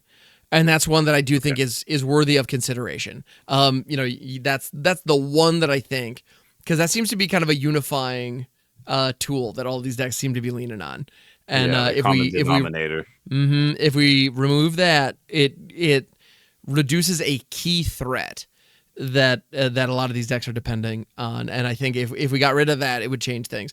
There's I know people are talking about gran-gran being like the best one drop in the format, and like I don't know about she's phenomenal. Word, she's phenomenal, but I don't think she's bannable. Not yet. No. It's I feel like she illustrates how powerful. I mean, these two cards both illustrate just how much you can get for 1 mana now. Like, it's true. But again, this doesn't ETB and give it to you. This dies to shock. Like, it dies to everything. It doesn't ETB and do anything for you. Like, Storm Chasers gives you an immediate piece of cardboard. That's what I was saying. You just can't trade profitably card for card for it. So, but you're right. gran-gran is good, but I don't think in the conversation. I agree with you. I fully agree that I don't think anything should be banned right now. But I think Storm Chaser's talent is very close. It is almost too good, and like you said, it's the common denominator in a bunch of different decks. Like, we saw other cards around it get banned in the previous ban cycle of This Town Ain't Big Enough and Hopeless Nightmare and all that stuff. I don't know. We'll see. I'm with you though. I think it's not quite there. It's really got to dominate. Like, a card has to dominate standard for it to be banned, a la VV or what have you. Maybe Corey Steele, but Corey Steele is But like Profts is another one, or Up the Beanstalk. Like, they're almost too hard to interact with 1-for-1, and that's what this is getting close to. Like, you just can't ever interact profitably with it 1-for-1. But I don't know. I like having powerful cards. Like, I don't think we should just ban every powerful card in standard. That's not fun either. So I'm fine with powerful cards. I know it's hard to interact with, but good. We need something like that. You need a Traxa. You need some big thing that's like, okay, when or something like this obviously is not the same ballpark at all, but like something that really pushes the limit. You know what I mean? Like, a Traxa was really pushing the limit of the standard or whatever. And so, I want to always have something like that in standard, something that really is powerful, that is like almost that gets these discussions going, that gets us, like, gets people to, because if we're debating it, I think that's when it's in a sweet spot. I think that means it's so powerful that it's obviously worth playing and having an impact and everything, but also, if it's not clearly too powerful, then that's perfect, right? Like, we're right on the bleeding edge. Isn't that where we want? Like, that would be cool if all cards were there. Obviously, it's impossible, but so the question is it there or is it over the edge? And I think right now I'm with you. I think it's right on the edge. So, like you said, something to watch for, probably, And that's it. I don't think the Cub or whatever should be banned. Badger Mole Cub. I think that's, people calling for that was silly. Badger Mole Cub, or like Ouroboros, that package. I mean, like, Ouroboros. Ouroboros fantastic. Don't get me wrong. The card is bonkers, but like, it doesn't protect itself in any meaningful way, and like, there's so many ways to answer it. Yeah. If Cut Down was still in the format, do you think Ouroboros would see any play at all? No, not a chance. On the standard ladder on Arena, absolutely, but that's it. Like, all it takes for Ouroboros to take a back seat again, like, it's great right now, but it's because nothing like that. As soon as Lorwyn comes out and they print another Fatal Push or a Cut Down kind of effect, then like a 4-drop like that, a 1/3 is just never. But right now, it happens to be pretty good because the removal that people are playing doesn't line up against it maybe that well, and it immediately becomes a 2/4 and gets out of lightning bolt range or whatever. And ultimately, I think the key difference between some of these other cards we're talking about and Badger Mole Cub is that Badger Mole Cub is answerable. That's the thing. Like, you can respond to this favorably because it's not giving you extra cardboard. It's actually turning your land into a creature, which makes it susceptible for removal. Now, and here's the thing. Okay, I know if that land gets exiled or destroyed, it does come back. Correct. However, you can bounce that land with, if you're using Floodmaw, that actually, if you don't gift with Floodmaw, you can target a creature. It can be a land creature. Oh, yeah. Right. And so bouncing the land that the Badger Mole Cub, animates, leaves them with one land and a Badger Mole Cub in play on turn 2. That's a devastating tempo swing, or at least it can be. Non-land. Into the Floodmaw? Floodmaw says non-land if the gift was given. If the gift is not given, return target creature an opponent controls to its owner's hand.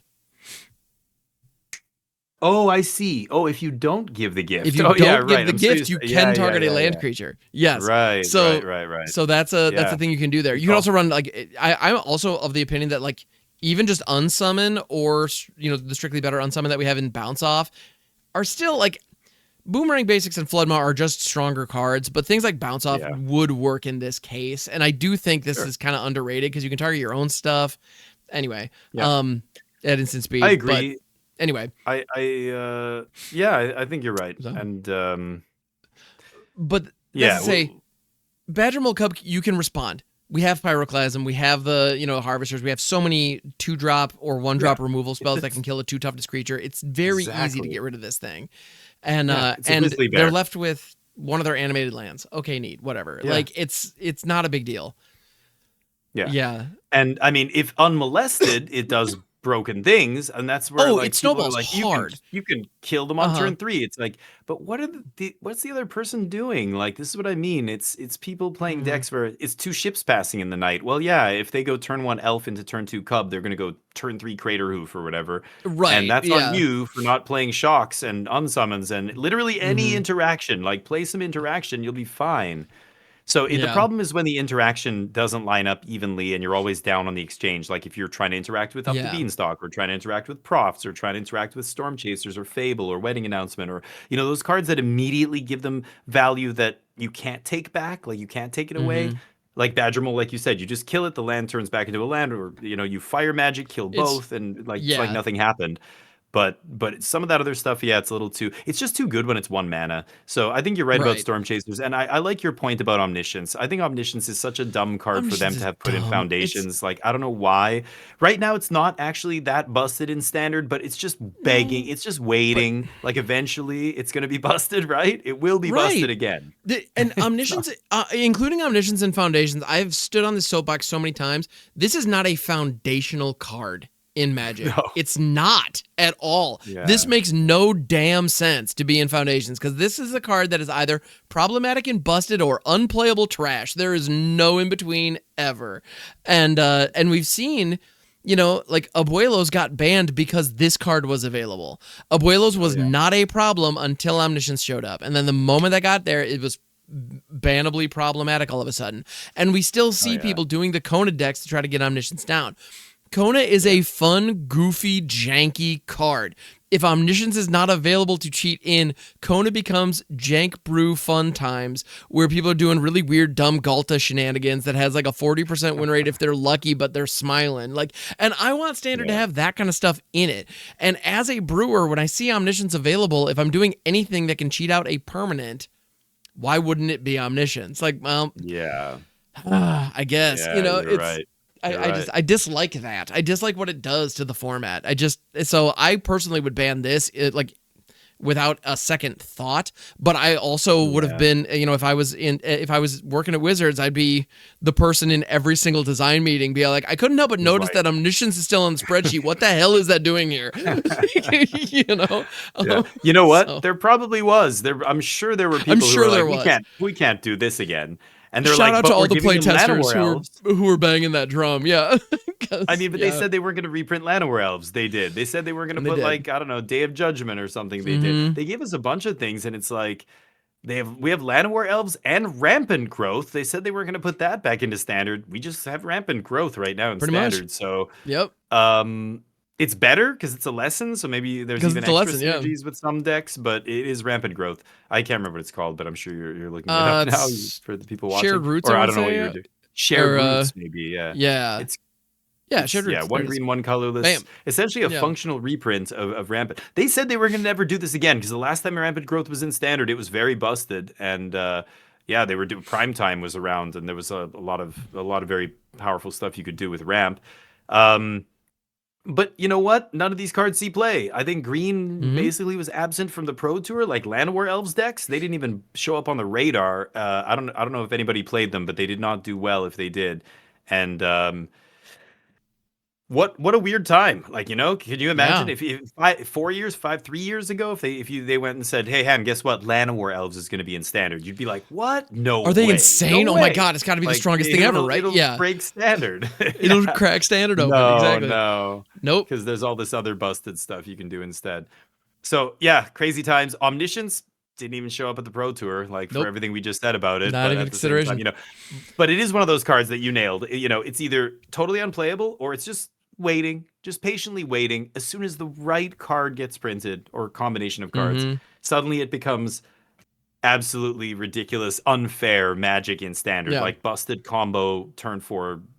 I win the game in Standard, deterministic combo deck. So can't wait to see what breaks it next. I'll be playing it. I will. I play it a lot. I've cheated a lot of Omniscience into play. Hey, they give it to me. What am I supposed to do? Not try and cheat it in? See, but that's the thing. I want to be able to zombify a Valgavoth and for that to be a busted play. We are at a point where that is cute and like old timey. Like, that's how quaint. The turn 4 9/9 bomb that protects itself like crazy. Like, you look at you, Slugger. You're doing the thing. You pass the turn, neat. All right, like, it's it's wild. Yeah. It's nuts. Anyway. I mean, and the Reanimator deck, the only reason that works is because it can put like 30 hasty lifelinking flying power onto the board on turn 4. Well, and it kills you. A slight exaggeration, but it kills you immediately. Terror. Yeah, terror just ends it. Man, it's frustrating because I play Tidebinders and Tidebinder's really good. But once that terror hits, like I have a Tidebinder in hand, and I'm just like, I can't counter all these triggers. Like now, if I turn off the terror, all the triggers are on this, like I'm dead.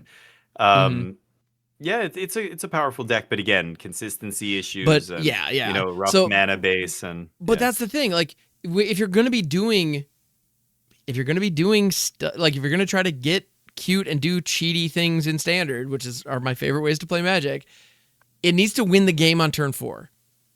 Yeah. You just need to win the game on turn 4. Like a classic value Reanimator shell we're so far past that. It's not even funny. Unless they print Animate Dead in Foundations 2 Electric Boogaloo, there's no way we're going to get to that point. Like, unless we're literally playing Legacy Reanimator in Standard, it's just not a thing. I don't even think turn 4 is enough. Not only do you have to be capable of going off on turn 4, you also have to be capable of doing it through interaction. So if you're playing a creature combo deck, like that's why these Kona Omniscience is so much worse than Whale's Awakening, because Kona is a 4-mana creature that has to survive for you to, like, if you tap it, they kill it in response with a 2-mana spell, and that's it. The trigger fizzles, and you don't get anything, and they traded their 2 for your 4-mana play, and it's just like, it's disaster. Same with Bant Airbending combo. They can kill you on turn 4, except for when you have shock or any removal at all. Then they can't kill you on turn 4. Like, the creature-based combo decks are inherently vulnerable because creature removal is the most common type of interaction in Standard. Full stop. It's not counter magic. It's not discard.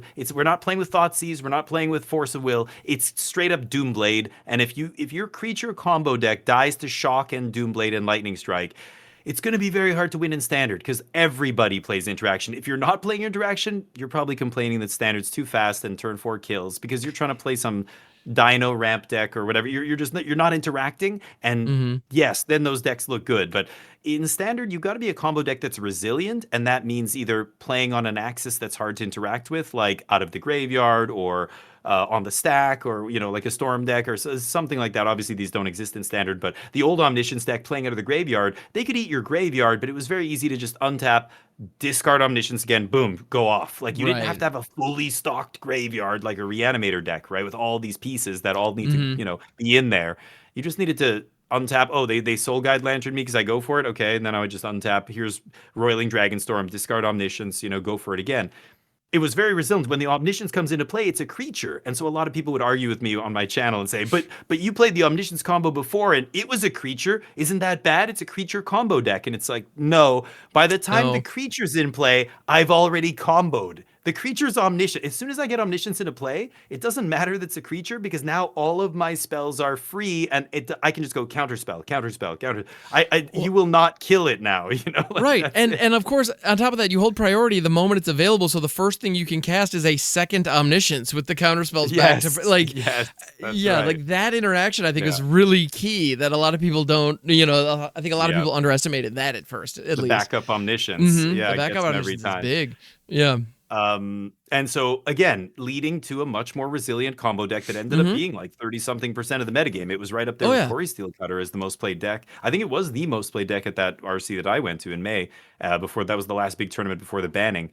And then I think I don't know if there was the Pro Tour was modern or something. Anyway, the point is it was a more resilient deck than what we see Kona doing. So there's ways to go around it. You know, the Kona deck's playing Lost in the Maze to give it the hexproof to Kona and blah, blah, blah. But it's Sarima gives it indestructible in some matchups. That's relevant, or it can, you know, in some matchups that's relevant, but yeah. Yeah. So, but these are cards that can be clunky, and then you've got the inherent inconsistency of a combo deck that needs to assemble a bunch of pieces, and you add that to the mix, and it just ends up, you know, you get steamrolled by Boros because you can't combo off and they kill you, or Demir or what have you. So yeah, it's Magic's interesting right now. Standards all over the place, but I think it's pretty obvious that the best decks are playing very cheap, very effective interaction, whether it's 1 mana bounce, 1 mana, you know, removal spells, 1 mana draw spells, 1 mana, you know, enchantment that makes a 1/1 that also flashes back a spell that also turns into make otters, you know, this Storm Chaser's Talon. I mean, anyway, my point is 1 mana, 2 mana spells are king. That's what you should be playing. And if you want to beat 1 mana, 2 mana spells, you've got to play your own. Like, I love Fire Magic. I think Fire Magic's awesome right now. It's good against a bunch of different decks. It's cheap. It's efficient. It's fast, like instant speed. It's variable. Sometimes you kick it late in the game for deal 3, but a lot of times just 3 mana deal 2 deals with a lot of your problems. And it's tough for them to interact with. Again, like they passed you with a couple otters in play, and you just go, like Fire Magic, and then also play Stock Up, okay, on my turn 4 or whatever. Like, it lets you play 2 spells in a control deck, or any deck really. But that's for, you know, I'm playing control. You could play Spell Pierce. You could play, you know, there's a lot of spells. That's why I like Annul right now. Annul hits a lot of good stuff, you know, because you're trading up on mana for an Artist's Talent, which is not easy to do. Trading up on mana, obviously, for a Monument. You know, you're trading evenly for Storm Chaser because it's just rock bottom prices. You can't get any better than that. But it just lines up against a lot of stuff. So, you know, and again, Graveyard Hate is good. Rest in Peace should be evergreen, and I'm glad it's in Standard. You know, Rest in Peace is a huge tool for a lot of decks. And you know what's funny? I'm a Graveyard junkie. I love my graveyards. I'm playing in them all the time. I cannot stop. But I'm with you. I am okay with Rest in Peace existing in Standard because what I'm doing is unfair, broken nonsense. You guys need to be able to stop me. So, there has to be a pressure valve. There has to be a way to check the pressure. Well, and Rest in Peace, I think, is actually really excellent design because if your opponent is solely relying on their graveyard, then this is a great way to check that. But if they aren't, this is garbage and does nothing except potentially hurt you if you have anything in your deck that cares about graveyards. So I think the design is actually quite clean. You know, like when it entered, if it drew a card or if it, you know, if it did anything else, then holy nuts. Like, it's a different story completely. But the fact that it's just, this is Graveyard Hate, this is best in class Graveyard Hate, and that is all it does. And it's 2 mana. That's very important. Yes. Cheap. It's cheap. That's what's really important here. Leyline of the Void is great when it's in your opening hand. But when you draw Leyline of the Void, dear Lord, I do not want to tap. I'm not casting that card. I'm conceding if I draw Leyline at it's so point. Nuts. So, you know, I always draw, it's always my 8th card. Anyway, it's always the first draw. But I do want to say, what were we talking about? Rest in Peace. Oh, people talking about putting these cards in their main deck. Sorry, we were going long here. Oh, but no, please. I heard this rant people... when we rated India yesterday. Please, no, go. Oh, that's right. You heard this. I loved it. Please. that were saying what you should play Rest in Peace in the main deck, in a control deck. Let's say you're playing Jeskai. Jeskai right now happens to be the kind of the best control shell, I think. I'm playing black in my version. You don't have to. You can play with Shiko. You can play the non-Shiko version that like Chris Botello played. But in any of these decks, you should never ever be putting sideboard cards in your main deck. So the argument, of course, was, well, Damien, you're talking about all these Lessons decks, these Monument decks, Reanimator, like all of these decks have, angles that they need to use the graveyard to kind of do their thing. Isn't Rest in Peace good against them? Just play 1 or 2 in the main deck, And I'm like, no, you shouldn't. Now, of course, yesterday there was an MTGO challenge where a Jeskai deck got top 8 with 2 Rest in Pieces in the main deck. But that's well. Listen, though, that's the first MTGO challenge after the weekend. The people who play in those MTGO challenges, the same 40 dudes every week. Somebody literally was like, I know all these other grinders that I play with every week are going to be playing all the world's decks. All the Lesson decks, yeah. I'm gonna put Rest in Peace. 99.9% of the time, it's incorrect, but it's Magic. I actually misspoke. I shouldn't say you should never. You should almost never. 99.9% of the time, it's incorrect to do something like this. But every once in a while, Worlds back in the day, 32-player tournament. There were multiple Worlds where they would take a standard deck and have sideboard cards in the main deck just for Worlds. Or the Arena Championships, you see this. They'll put 1 or 2, if the metagame is really warped and they know that like graveyards are going to be overrepresented, I could see it. But for the ladder, for your shop, for an RCQ, for an actual tournament where there's a bunch of different decks, you cannot put this in your deck. I play Control, and multiple times on the ladder of the last 2 days, I played against another control deck that went Rest in Peace on turn 2 in game 1. And I was just like, oh my God, they've mulliganed. They already mulliganed and spent 2 mana to do nothing. It doesn't affect me at all. It won't have any effect on the game. And then one of the matches, they even left it in post sideboard, and I think because they saw Mystical Teaching, and I'm just like, yeah, I think you saw that. And I did see that one. Dad. They resolved it in all 3, and the best part was that they had so little going on. At one point, you did cast Inevitable Defeat just to dome them for 3, and it was the only target. So like you still had to answer the rip. It was so funny.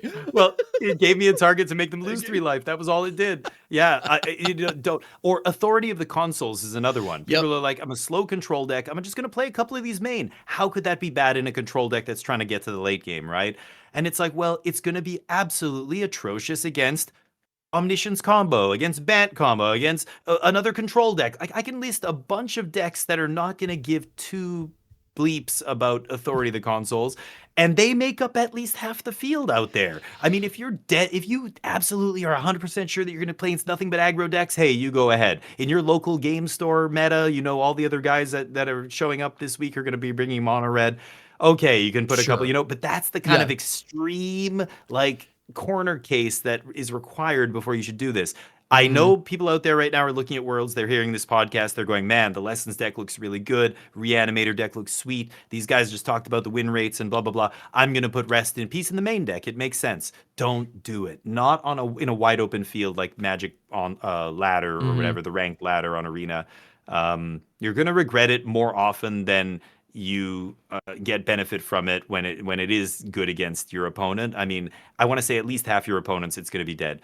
Rest in Peace Authority. Like you can think there's a bunch of cards like this. They are sideboard Absolutely. cards. Play them in the sideboard. We call them sideboard cards for a reason, and also like your annuls, your negates, your spell pierces, all this stuff. It's just like sideboard. Duress is one that is like just perpetual. I know for me as a Reanimator player, I run a ton of enchantment and artifact destruction in my sideboards. So like for me, scrap shooters and maybe Insidious Fungus, but like Heritage Reclamation, like those are my sideboard cards.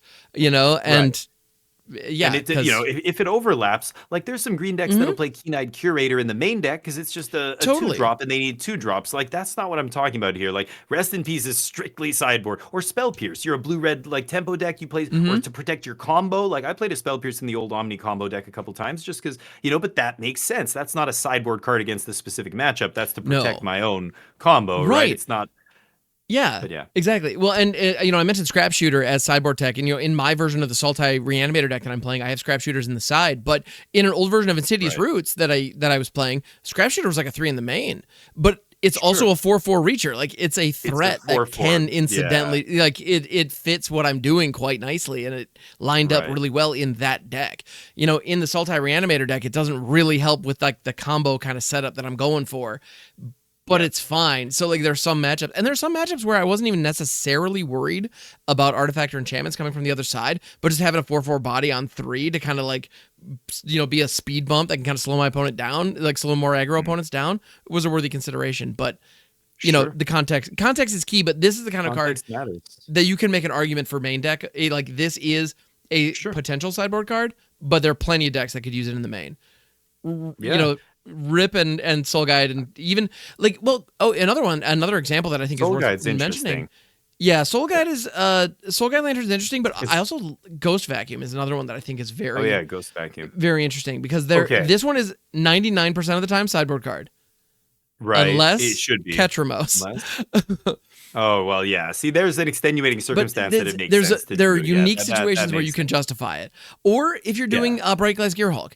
If you have Bright Glass Gearhulk in a way to like tutor up a specific one drop, having one Soul Guide or one Ghost Vac in the one main. Haywire Might. You could justify it. Yeah, exactly. Toolbox deck, different story. Like I'm playing Mystical Teachings. I the first couple of builds were like that. It was a bunch of random one-ofs of Toolbox, because that's how you used to build those decks. But that's just not these days. It doesn't work like that. But Ghost Vacuum in those shells, you're right. That is something. And in this current environment, it makes a lot of sense to do that if you were playing Bright Glass Gearhulk. I would just be asking, why the hell are you playing Bright Glass? But anyway, let's forget about white green fair decks. Question, to be fair. In the metagame.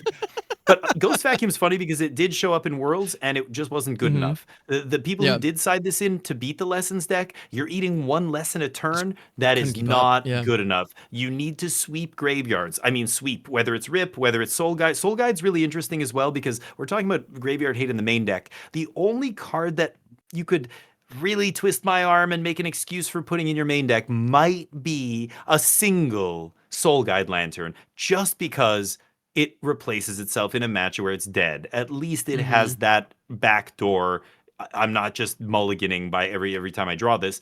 That said, I still don't think this is good enough, and it's got to be Hogak Dredge level of domination of graveyard decks. The last time you saw people playing Graveyard Hate in the main deck in Modern, Leyline in the main deck, Leyline of the Void, was when Hogak Summer. And that card was so busted, that Dredge deck was so insane.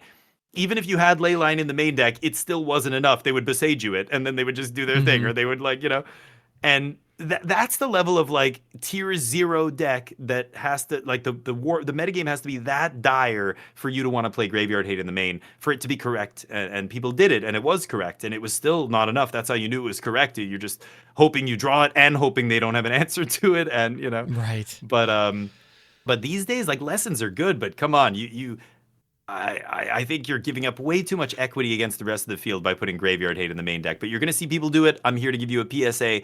Don't do it. Keep it in your sideboard and bring it in when necessary, okay? Yeah, and feel free to have plenty of it in your board. Do it, but keep it. Yeah. That's where you put it. Yep, absolutely. Yeah.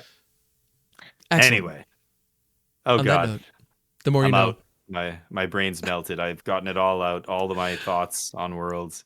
I ranted for a long time today. No, this was fun. And this conversation, honestly, this has been really fun. And, in the last couple of weeks, I've been feeling kind of disillusioned with Standard. And funnily enough, being able to chat through this and really really roll up our sleeves and break down a competitive tournament at this level. I don't know. It's got me excited again. And, and funnily enough, I've been playing that Sultai Reanimator deck. And sure enough, Monday morning, when I hit the ladder, it was the lesson deck as far as the eye could see. And fortunately, that Sultai Reanimator deck had a decent matchup, and I rocked it pretty hard. It was great. Yes. Now, just remember, the main deck rips are coming, okay? The main deck, you're going to run into people playing. The more Lessons decks, take off, you're going to. I'm I don't aware know how of good that. Reanimator is, but yeah. Well, I'm aware of that. And you got to sideboard a little differently, but the thing is, the version that I'm running is a little bit different than some of those. I'm running I've got the Bale Mercs and whatnot, but I'm rocking 3 Riddlers in my main, like Quantum Riddler. Ooh. So the number of times where I was just like, well, okay, I'm just going to put these 5-drop big beefcakes on the field. Like, can you deal with these? And in plenty of situations, like, they completely gutted my graveyard. And there were sometimes, like, post-board where, I'd have opponents who had, like, a rip and, like, 2 Soul Guide Lanterns down. And I'm just like, all right, cool. I'm just going to hang on to these creatures, and I'm just going to play them when I can. And play them, yeah. I mean, usually a deck that's yeah, go ahead. Sorry. Well, and Kaveru or Superior Spider-Man, it is a 4/4 for 4. Like, that's not great, but like at the end of the day, it is a threat that can win you the game if it has to, just on its own. It beats down. Yeah, it can. Yeah. Absolutely. And so, I mean, against the deck that's giving you a lot of time, I was going to say a deck that's playing Rip and Soul Guide and stuff, they're probably some kind of control deck that's giving you enough time to make enough land drops to cast your 8 drops or whatever. So you end up just getting there kind of naturally anyway. Hard casting Arden is an option. It's not crazy. Yeah. You just gotta you need to, when you see that kind of situation coming, I know for me, I just have to kind of adjust, that, I just kind of have to pivot like what I'm discarding, or like I'll definitely sandbag, I'll make a point of like, especially if I already have like one Bringer of the Last Gift in my graveyard, if I get an opportunity to discard another, I just won't, and I'll dump a land or something else, like, and just to hang on. Do that. Soul Guide you. Wait till they hit the Soul Guide and then discard later. Yeah, exactly. Like the timing is really important, and then there's opportunities for skill expression, and you get a fun challenge, and I like that.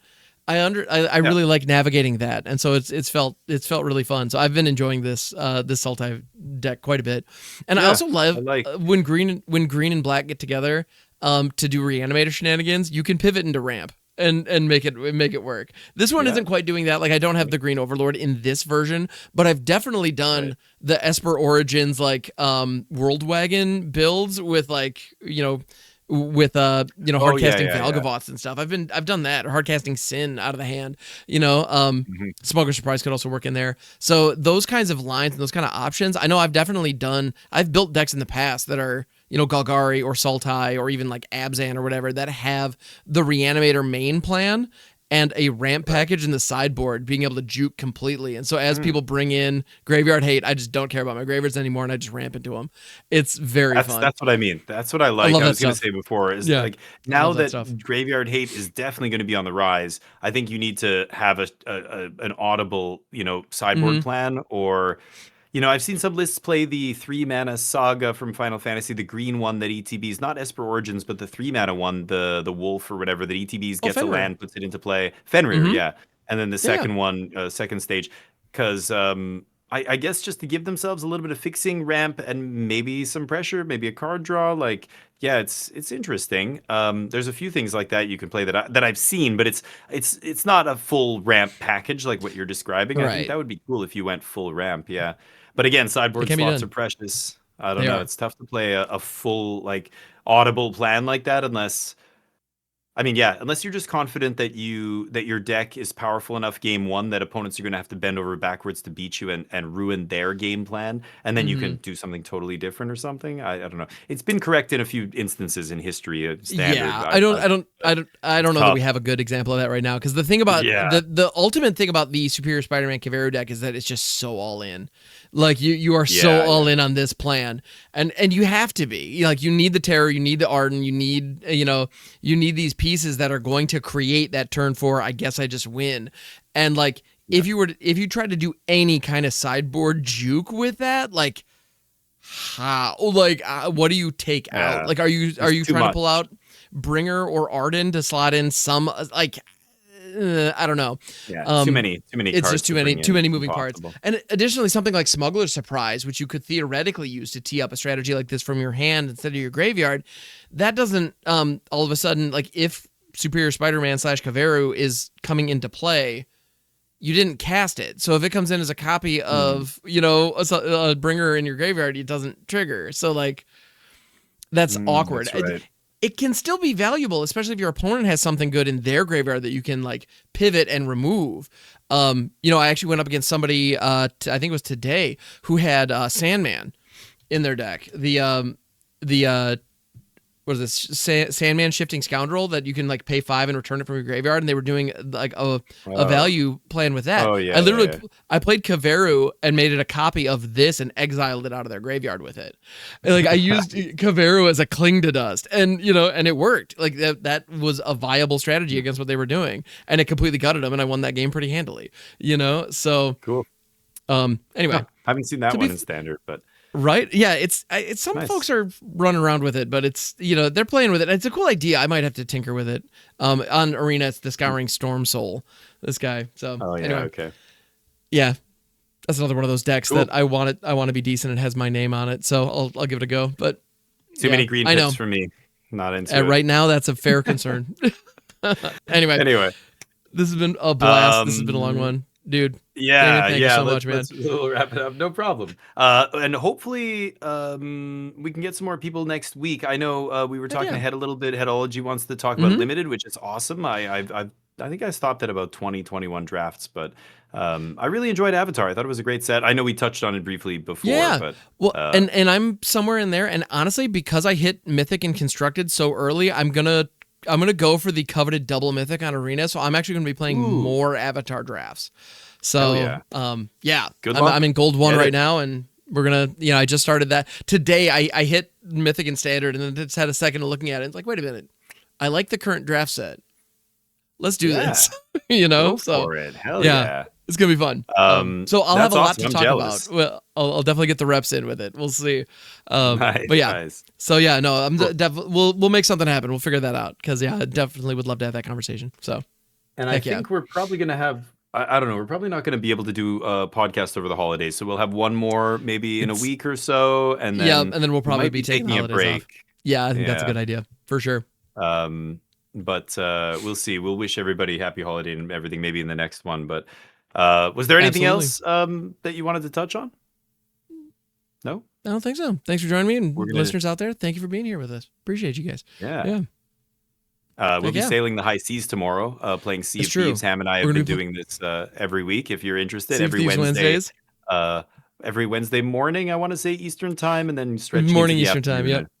Yep. Yeah. So check us out. The links are in the description below and everything. And, Absolutely. Don't forget to like and subscribe. Leave us a comment. Tell me how I'm way off about Monument and it's the best deck ever. Lessons are the greatest. Please, I want to hear it. I will argue with you in the comments like a. Oh, we love it. Anyway. Yeah.